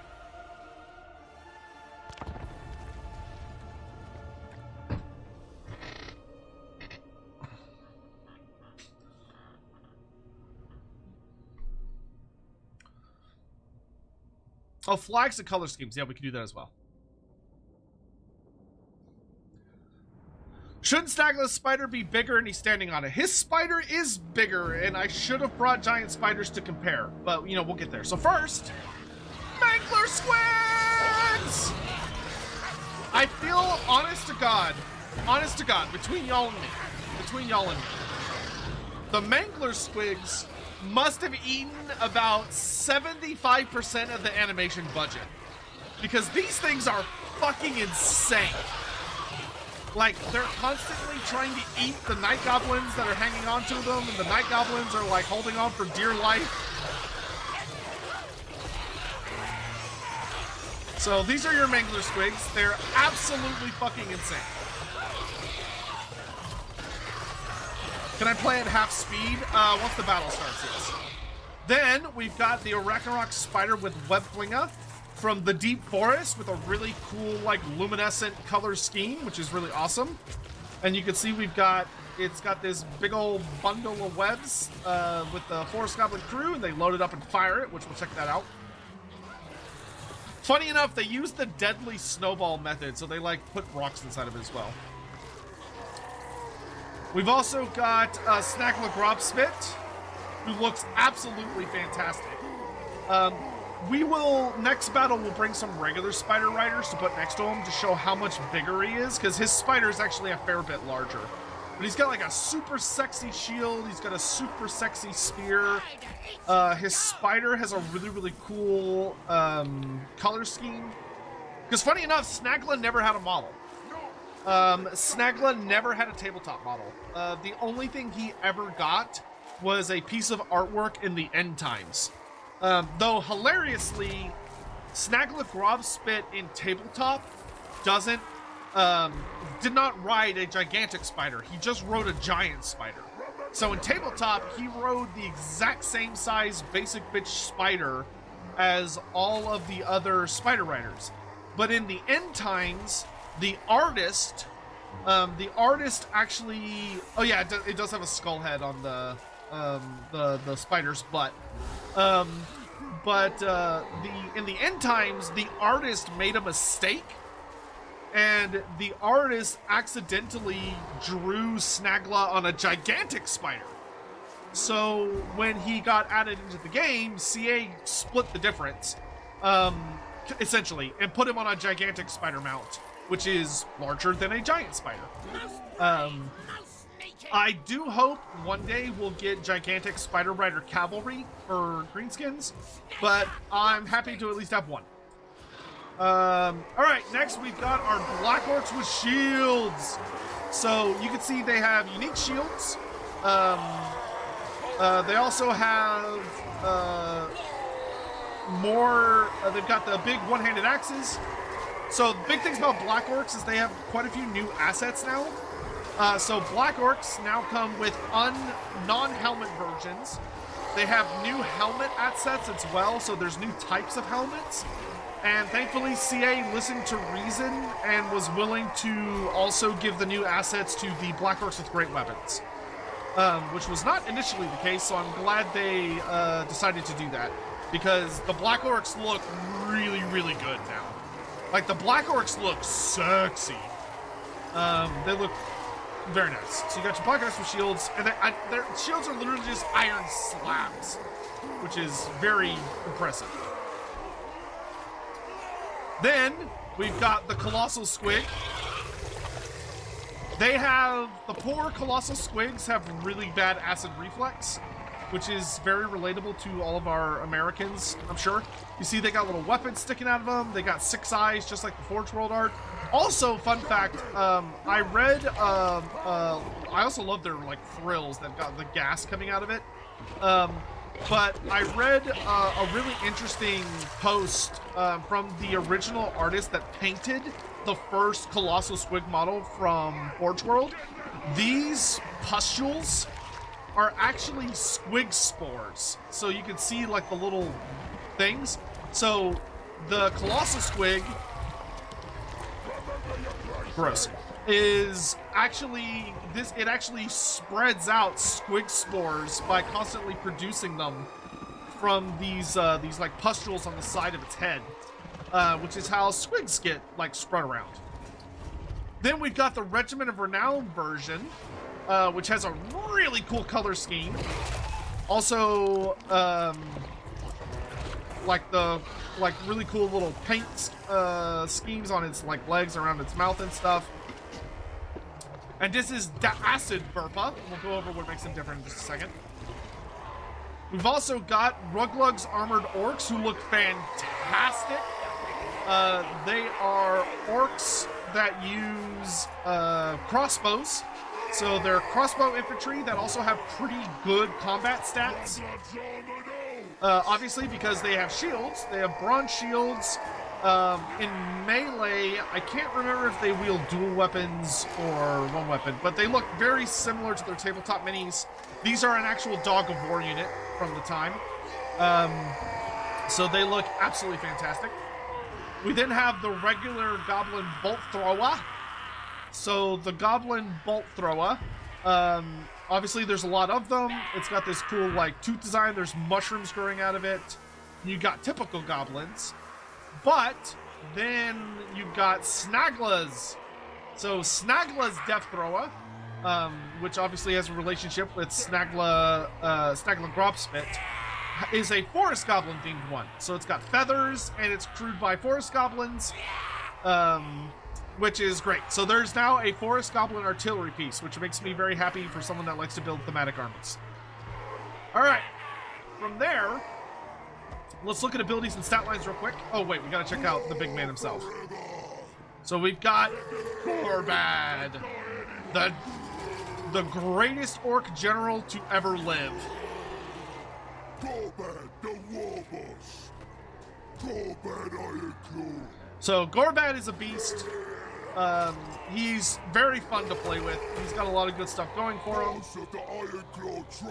So what does he bring to the table? So Gorbad Ironclaw does the following things. He's got Orcs Are the Best, which is a ability that he could target an allied unit with, and he gives them significant damage buffs and a melee attack buff.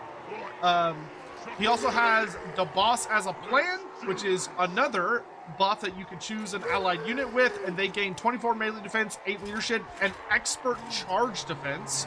Because Gorbad is really big on... He's a very buff-centric character.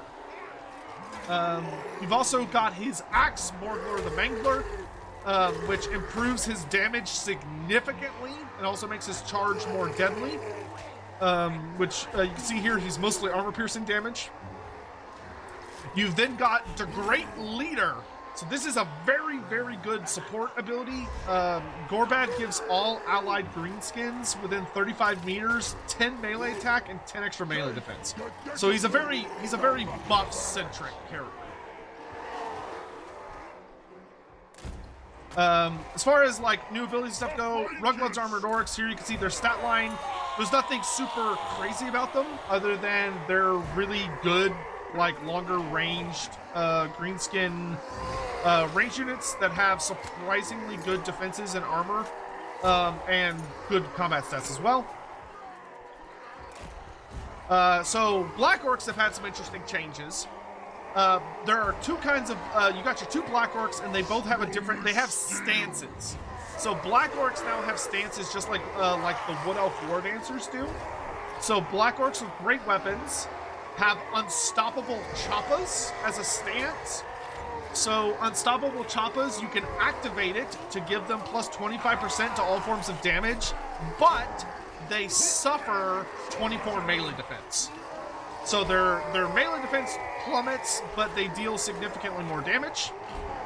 If you're dealing with Black Orcs with shields, they have Immovable Bulwark.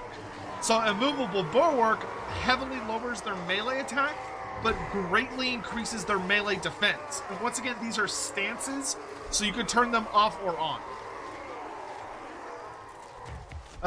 Then your Web Flinger. Obviously, it is a big Arachnarok spider, so it's got really solid combat stats, poison, anti-large.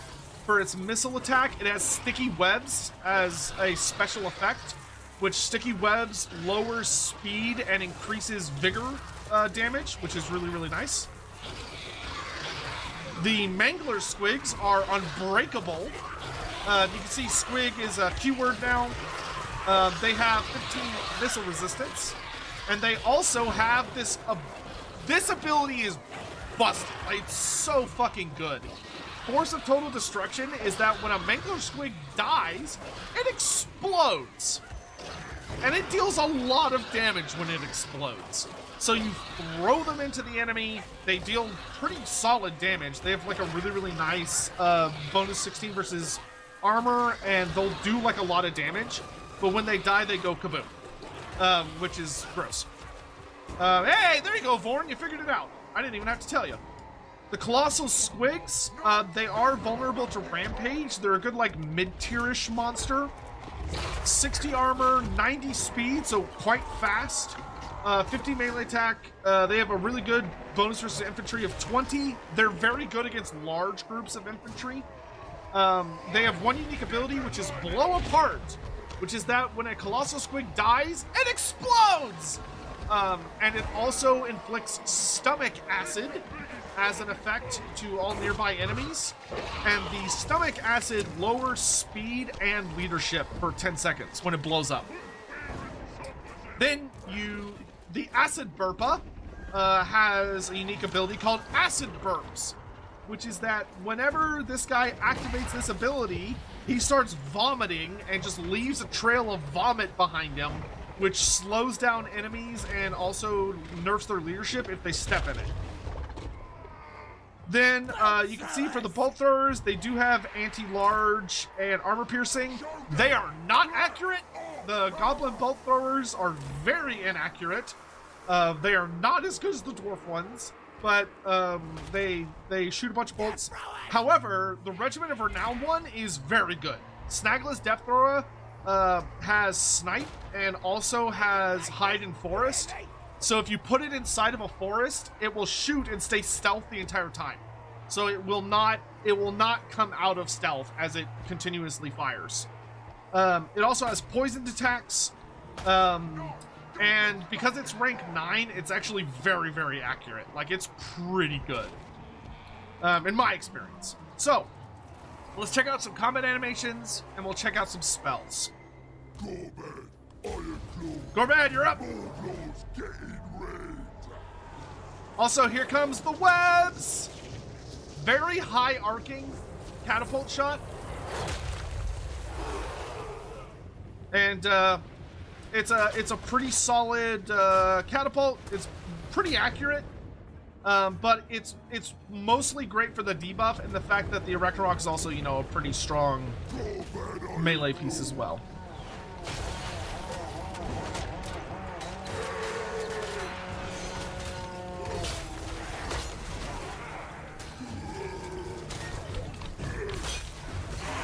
Man's got ups.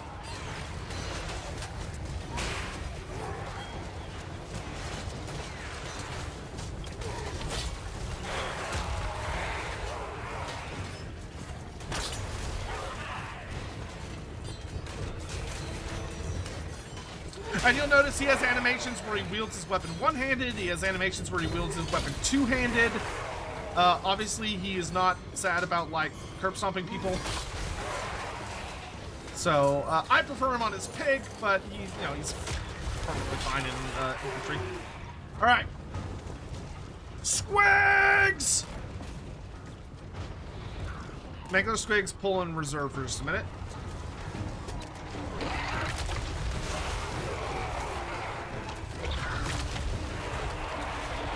Aren't they just kind of... Squigs are so cute for how ugly they are.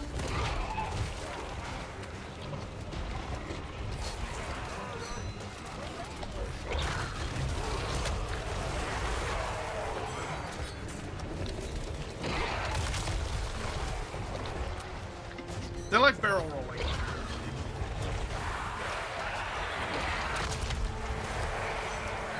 So Acid Burpa, if I activate this ability and then have him move around, you'll see he's just vomiting all over the ground.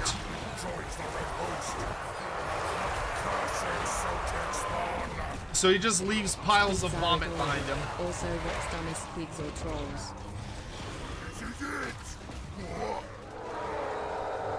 Shield, lads!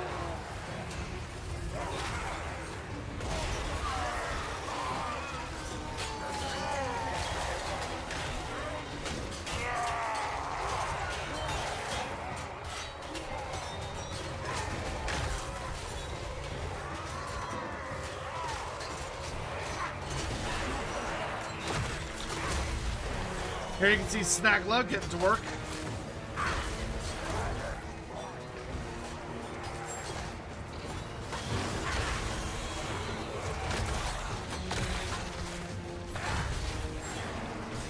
I love his design. I really hope we get I really hope we eventually get just one more Greenskin DLC that has a Forest Goblin legendary lore like Tenant Four Eyes.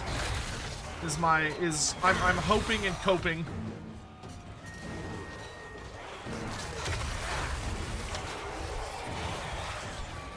Meanwhile, Manglers! You're up! Well, someone wanted to see them slowed down. So this is them slowed down. So you can see they're literally like trying to eat the goblins and then they spit them out. They come flying into melee.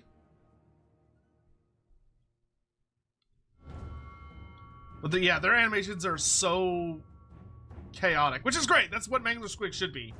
They should be insanely chaotic in everything they do.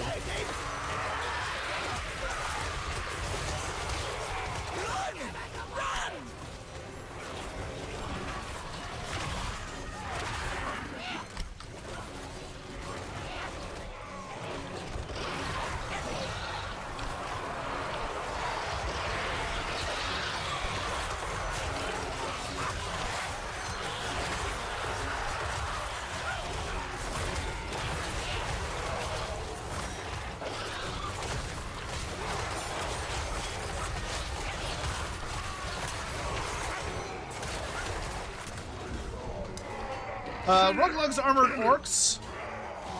So you see in melee they fight with I think it's one-handed axes. Yeah, they got one-handed axes. Though you'll notice their axes are a bit fancier than most orcs. You can see like there's like little almost runic carvings on them. If I can get them unengaged... Oh, wait, we have to show off the new Little Wasp spells, don't we? How about some sneaky stabbing, boys? So you got your new sneaky stabbing animation, which brings up the swords. Or what about itchy nuisance, perhaps? So you can hear goblins chuckling. There's a lot of spider imagery. So you see a lot of like spiders and bugs and stuff. And this big kind of aerial effect.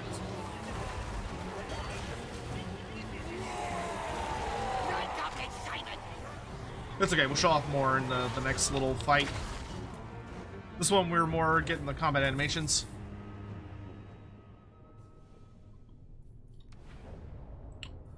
Let's see. We also need the Night Goblin Big Boss. Let's put Gorbat up on Snagla. Let's get rid of... We can drop out the Black Orcs. We'll keep Ruglugs. We'll keep the rest of this. That's fine. And then let's bring a unit of regular Spider Riders so y'all can see how big Snagla is in comparison. And we'll bring the Shaman again so we can show off the rest of the spells. Do Beastmen have Minotaurs of Khorne? I don't think so. I don't think so, not yet. Did they reskin stone trolls? Not to my knowledge, I don't believe so. Oh, sorry, Gnarla, not Snagla. Gorbat, the war boss. So here we've got Gorbat up on Gnarla, his extremely flatulent and mighty pig. I love Gnarla. Gnarla's a big old pissed off piggy. Gorbat, Iron Claw. Gonna smash the world.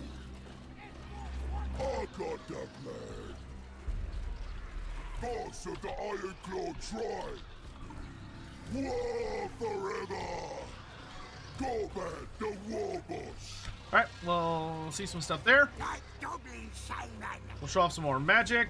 So here, if I have my Spider Riders, and I put them next to Snagla Grobspit, you can see how much bigger Snagla's spider is compared to them. Like, he is a sizable increase. Oh, I forgot to show you his abilities, didn't I?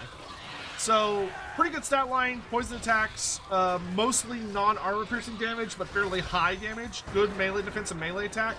He does have a couple of notable abilities. He's got Slippery, which is standard. He's got the Spider Web attack, which a Spider Web attack is you can target any enemy, doesn't have to be a character, but you can target an enemy and it makes them unable to move, so it roots them in place. He also has Inventory of Hatchlings, so he can summon a unit of spider hatchlings, which is excellent for like protecting him if he's getting attacked or whatever. He's got the Sting of Snagla, which has a unique contact effect. It's where he throws his javelin, and if he gets you with it, he lowers your melee attack by 24 and your melee defense by 40. It also deals pretty significant damage. And then he's got Fang Spike. And Fang Spike grants him a 50% bonus to all forms of damage and heavily increases his charge bonus. So, big ol' spider. Alright. So let's get the stuff we've already used kind of out of the way. Oh, and here's the standard Night Goblin Big Boss. So you can see he is different than the Goblin Big Boss. He has a hook hand and a sword. He specializes more as a summoner / squig buffing character.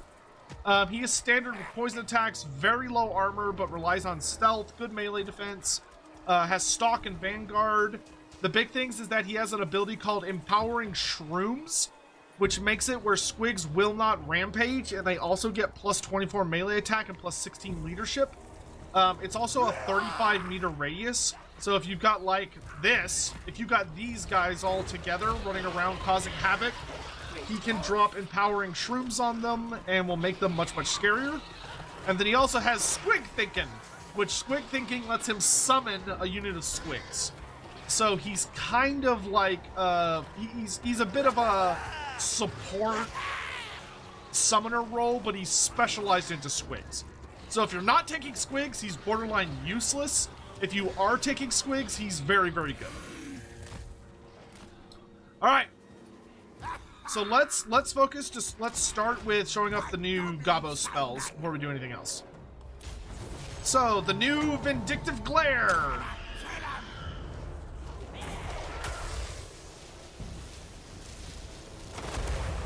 So the big thing you'll notice with a lot of the new Greenskin magic is that a lot of the new greenskin magic has been made so it feels more like psychic abilities. So it has more of this like weird, it's instead of just being green, it's like this weird green, bloodish, red, black set of mixes, and often has really cool effects on like the terrain / environment, which is quite fun. So here's the new Night Shroud.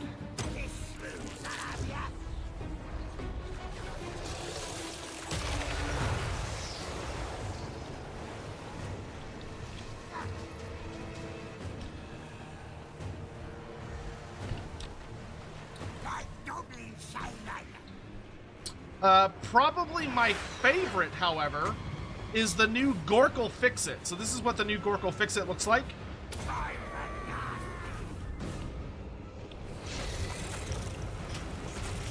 So you get a lot of spider sound effects, and then spider webs start popping up everywhere. And this is the ability that's a major slow, so it's just like a bunch of gross, like, oh god, webs! We're gonna let him recharge his Winds of Magic. Night Goblin Big Boss! Night Goblin Big Boss, summon Squigs! Go Squigs! Alright, let's send in Gorbad on his pig.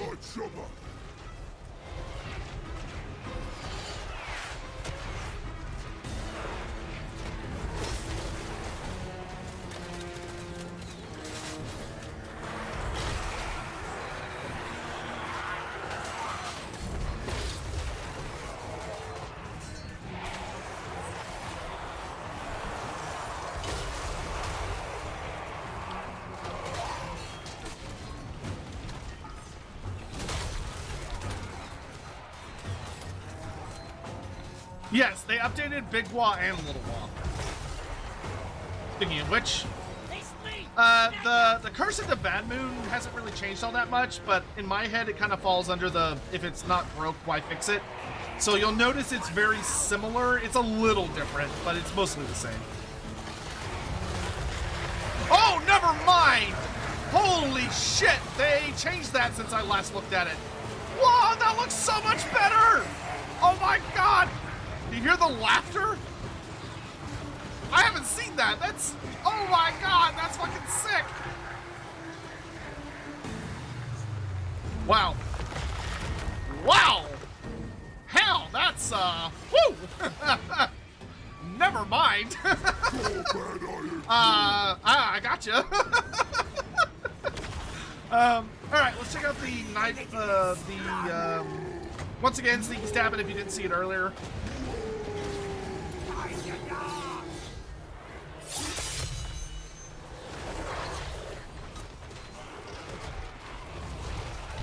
And then let's check out the combat animations for the Night Goblin Big Boss. He's pretty standard. Though, actually, no. Let's see the empowering shrooms. Shrooms! Surprise! Surprise! So, I love his little hook hand. I will say, something I kind of need y'all's help with, on like the Total War forums and stuff, is that I do think they still need to give the Goblin Big Boss a bow. I feel like the Goblin Big Boss getting a bow is going to be a huge help to make him and the Night Goblin Big Boss very, very different. Because I still think they're a little too similar, but if the regular Goblin Big Boss got a bow, that'd be great. So something you'll love about these guys, they do have reload animations. Memory serves. Shoot over that way. Yeah, there they go. I love how tiny the crossbows look in their hands. Because they're crossbows that are like human-sized.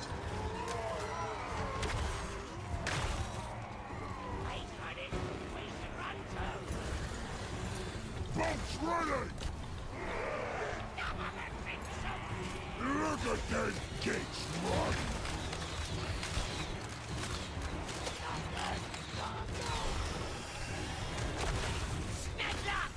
If we move Snagla around, you can see he can, once again, summoning spiders. Oh, I love them crawling up to the ground. Gross. Thanks, I hate it. If we use his sticky webs,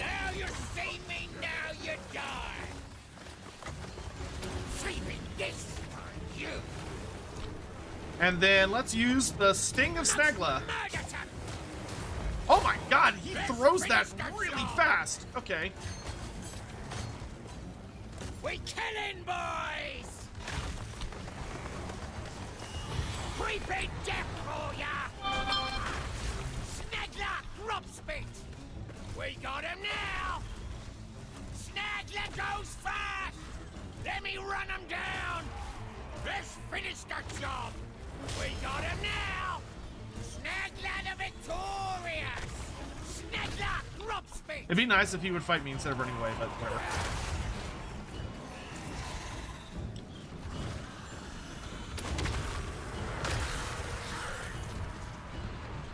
Instant cast? That was an instant cast. I would very much agree. All right, we showed off all the spells. Yeah, though we can show off this one again because we did it the last battle. So now they're all in the same battle. So that's Itchy Nuisance, where it's got like all sorts of bugs crawling over them to make them all itchy and stuff. All right, it's time for the big war.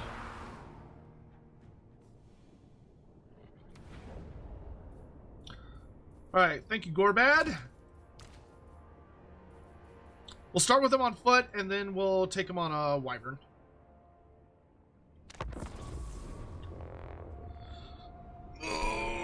Can orc and goblin characters ride chariots? I don't think so, but I'll check after this fight. And just a reminder, because I see a lot of questions pertaining to it, just a reminder in chat, I cannot talk about campaign stuff, guys. If it's not available in the custom menu, I can't talk about it.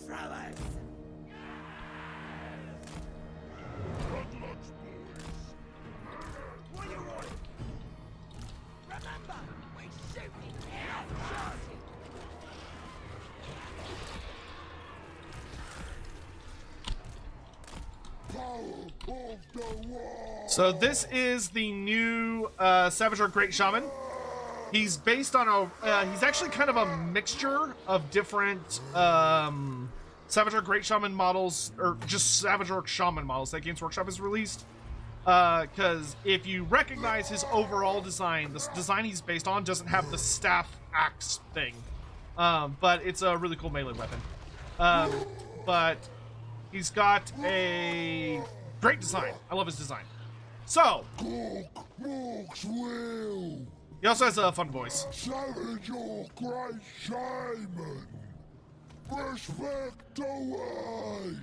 Savage Orc Great Shaman! Where's his dance? Only one orc is worthy of the dance. There's only one true dancer. One true dancer. And that's the Warzag. Killing and crushing! Alright, so, let's check out his new spells. Or his updated spells.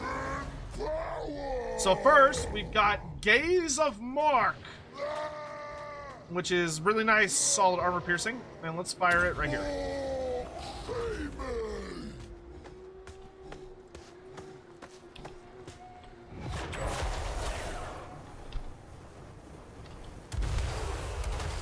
I really like the new Gaze of Mark spell because it literally like shoots out the eyes and just is like a fucking laser beam. It's really great. Then we've got the new Headbutt. Actually, no, let's do Brain Bursta. So the new Brain Bursta animation. Look how much better these look. Like the Big Wasp spells, and especially, look like psychic powers because of the amount of force behind them. So check out Brain Bursta. Where it literally burns the ground and like leaves an effect. But probably my favorite new animation, unless they change something like they did Bad Moon right before I came on here, would be the new Headbutt spell. So Headbutt looks fucking brutal. So watch this.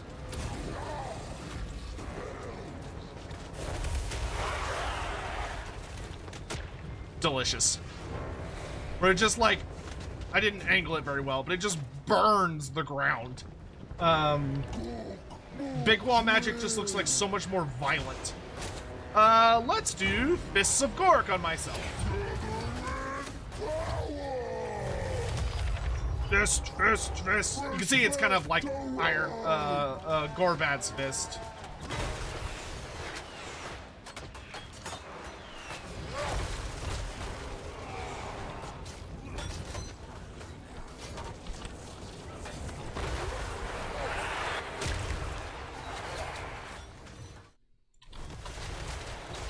Pretty standard, like, staff wielder. Save up our magic so we can do Foot of Gork here in a second.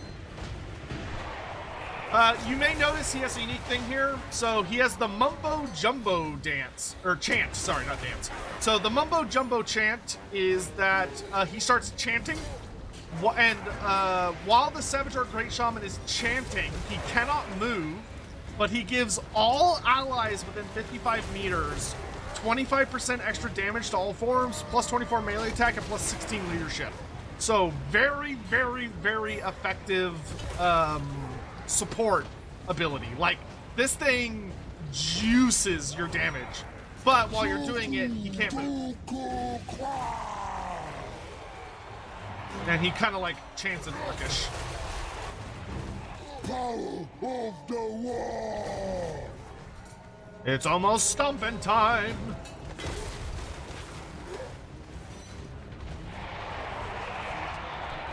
Trust me, there's so many things I wish I could tell you guys about, because y'all, there's so much. There's so much. The surface has not been scratched. There's so much. All right, here's the new Foot of Gork.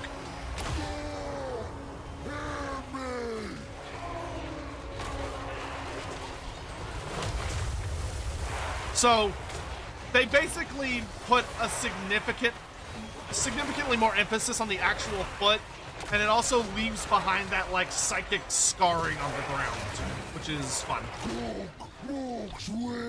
I don't know if I'm gonna have enough. No, I should have enough magic to get off, and here we go.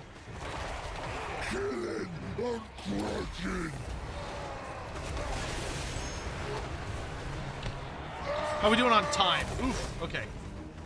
Wait, I have a shitload of messages. Let me double check this.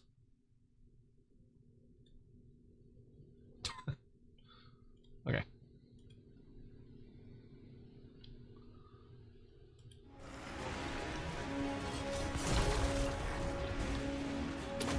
Challenge your great shame. See enough magic for here we go. Let's speed up time a bit here. Because I'm looking at the time and we're running out of time. Good lord, it is so difficult to read that. Who the hell just rated us? Ugh. I can't read it! YouTube, I can't read that text, it's so bright. Who the fuck? Hello? Hibimwa?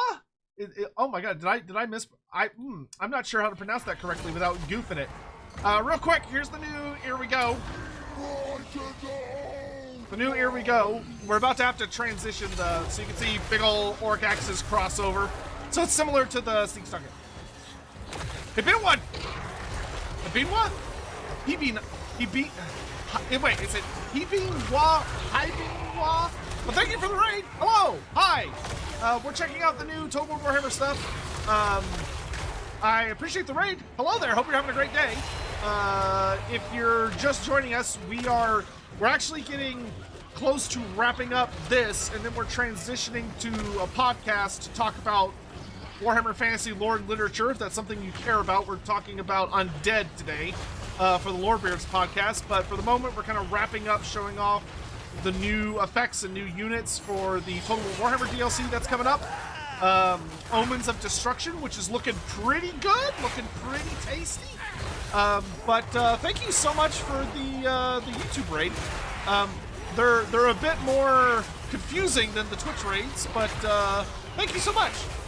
If you join, hello there, I'm Loremaster of Skulltaker. I'm considered one of the lore authorities, premier lore authorities on Warhammer Fantasy lore and literature. I do pretty much everything there is to do revolving around Warhammer Fantasy, the video games, the books, and a lot of other things. But we're glad to have you join us. The last thing we're going to show off real quick is like flags and color schemes. And then we gotta start getting ready for the podcast. So You can see all the new stuff here. So you've got Ironclaw's Orcs. Ironclaw's Orcs are a black and red color scheme and have that kind of like red skull on a shield banner. I think they've also added the Cluster Eye tribe. I think these are new, which are blue and green color scheme. I believe they're new. I think the rest of these you're familiar with. For the Ogre Kingdoms, the new tribe is the Man-Eaters, which are like gray and white.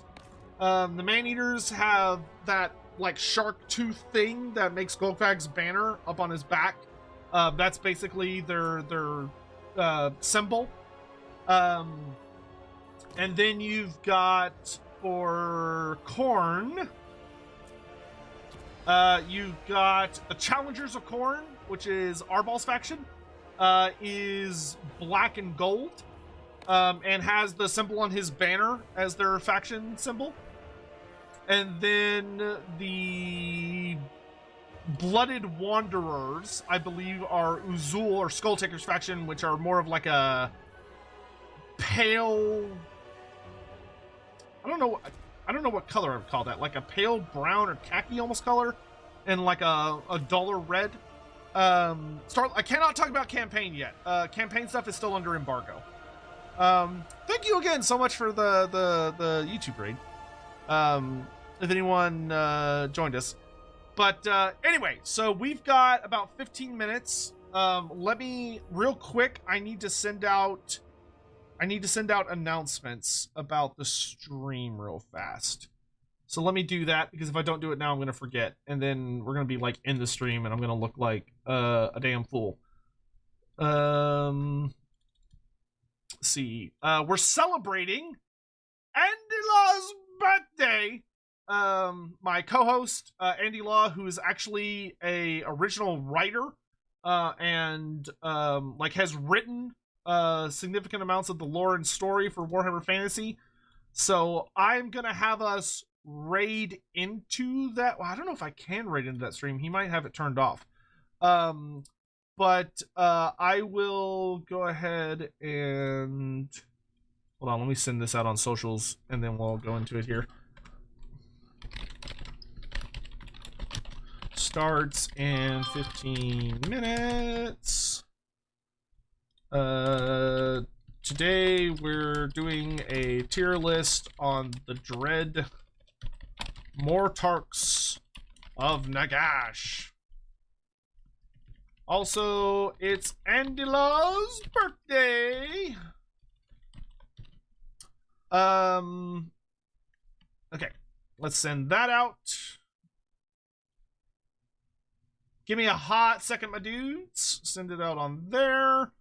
And then let's send it out on the Twitch. Not Twitch, this is Discord. Okay. Some last second things to check that I see people in chat asking about. Did they change anything for the Crimson Killas? The Crimson Killas, yes. The Crimson Killas are a regiment of renown. So unlike the regular Blackworks, they get both stances. So you can tell the Crimson Killas to do Immovable Bulwark stance, and they'll gain melee defense. Or you can tell them to do Unstoppable Choppa stance, where they'll do more damage. So you can pick both. You can pick either stance. Who am I the most excited for? Ogres. I am insanely excited for Ogres. If anyone watching is like, I don't really give a shit about Lorebeards, that's fine, understandable. It hurts my feelings a little bit, but understandable. If you are not really interested in Lorebeards and you just want to watch more Total War stuff, Turin is running a stream right now on YouTube only, where he is showing off lots and lots of DLC stuff. So if you want, feel free to go check out Turin's stream and view the stuff there. Hopefully, I'd love to have you join us for Lorebeards, which is going to start in about 10 minutes. So the last thing that I'll kind of showcase here is the thing that makes me extremely excited, which is that the Savager Great Shaman can ride a fucking wyvern. Finally, we get a greenskin shaman on a monster, or a orc shaman on a monster. He looks right and proper up on that big lizard. He does. Fucking love it. What is Lorebeards? Lorebeards is a podcast run by myself, Loremaster of Sotek, and my co-host Andy Law. Andy Law is a writer, cartographer, publisher, person that has worked for Games Workshop, which is the company behind all forms of Warhammer. So Warhammer Fantasy, Warhammer 40,000, Age of Sigmar, etc. Who worked for them and wrote a good amount of Warhammer Fantasy lore for them. And basically we come on every Wednesday and every Sunday and we talk about Warhammer Fantasy lore. We answer questions from the chat. We come up with, we talk about like how the setting works, how the universe works, different fan theories. Because, you know, we're talking about 40 plus years of literature and writing, and much of it is contradictory and weird. So it's a really fun show. If you haven't checked it out, I'd love for you to join us tonight. Tonight we're doing a tier list, and we're talking about the Mortarchs of Nagash, which are like the great and mighty generals of the great necromancer. So the character that is often is like the big bad that created much of the undead that we all know and love in Warhammer Fantasy, who his big generals were, and like ranking them on like how powerful and important they were. So it should be a fun time. If you can come by, great. If you're not interested, totally understand. So the other thing, Night Goblin Big Boss can ride a cave squig. I think it's actually technically a giant cave squig. I love its little armored helmet. Squigs are so adorable. How can you not love them? Like, very, very do not talk to us or our children ever again vibes. You really want a Savage Orc War Boss? Me too, but all things in good time. All things in good time. So with that, I'm going to give myself just a little bit to kind of like get my head in space for Lorebeards. So why don't we go ahead and wrap up the stream for now. I will be back tomorrow with like videos and streams and stuff to talk about more things and to cover more information. So if you're like, damn, I really wanted to see X, Y, or Z, come back tomorrow and we'll do it then. So thank you all so much for watching. Once again, if you're going to join us on Lorebeards, I'll go ahead and post I'll post the link in chats, so feel free to join us there if you're so inclined. You can just click on that link and it'll take you straight to the waiting lobby. Yeah, I appreciate you all so much. Thanks for coming by. Thanks for hanging out. I hope you had fun. More tomorrow. It's also on Twitch. It's also on the Lawhammer Twitch. Sorry. If you're in Twitch chat and you're like, but I don't want to go there, you can also go to the Lawhammer Twitch channel. It's just, I'll link it here separately in a second. So, you know what, here, let me grab that for you. Because I know some people don't like YouTube, and that's totally fine. Lawhammering. But I can't rate him because we don't start the stream until I'm over there. No, Radiant Ash, no! Rate him because we don't start the stream until I'm over there. Why do I hear myself? Radiant Ash, no! Rate him because oh, that's why. I was like, why can't I hear myself? All right, so I'm getting out of here. Okay, I'll say it again. I'll say it one more time before I leave. If you want to come with me, I'm about to go host my podcast. We're talking about Warhammer Fantasy lore. We're going to be talking about Nagash and his Mortarchs. If you're interested in that, click on that link. Come join us. Radiant Ash, I hope you're doing well. It's so great to see you. I saw you streaming earlier. I hope you're well. I hope you're very excited for the DLC. If, on the other hand, you're like, nope, I want to watch Total War. I do not care about lore. I just want to see the new shiny gubbins. I will also go ahead and post in chat the link to go watch Turn's channel. Turn is currently doing a live stream showing off like all the new units and like playing battles and stuff. So if you want to go watch more Total War stuff, go check out Turn's stream. If you want to stick with us and talk about Warhammer Fantasy lore and all sorts of cool stuff, come join that stream. So thank you all for watching. I hope you have a lovely day. I'm going to get out of here so I can kind of do a little bit of quick refreshing my memory on a couple things. And yeah. So thank you. Whew. Talk to you guys later. Bye-bye. You know what? It just occurred to me. I think I can actually raid on Twitch even if he's not live. So if you're in Twitch chat, I'll just send you straight over there. YouTube chat, you gotta go over manually because it won't let me. It won't let me do it. Yeah, cool. Okay, Twitch chat, I am sending y'all over there now. YouTube chat, if you'd like to join us over there, great. We'll see you there. Bye.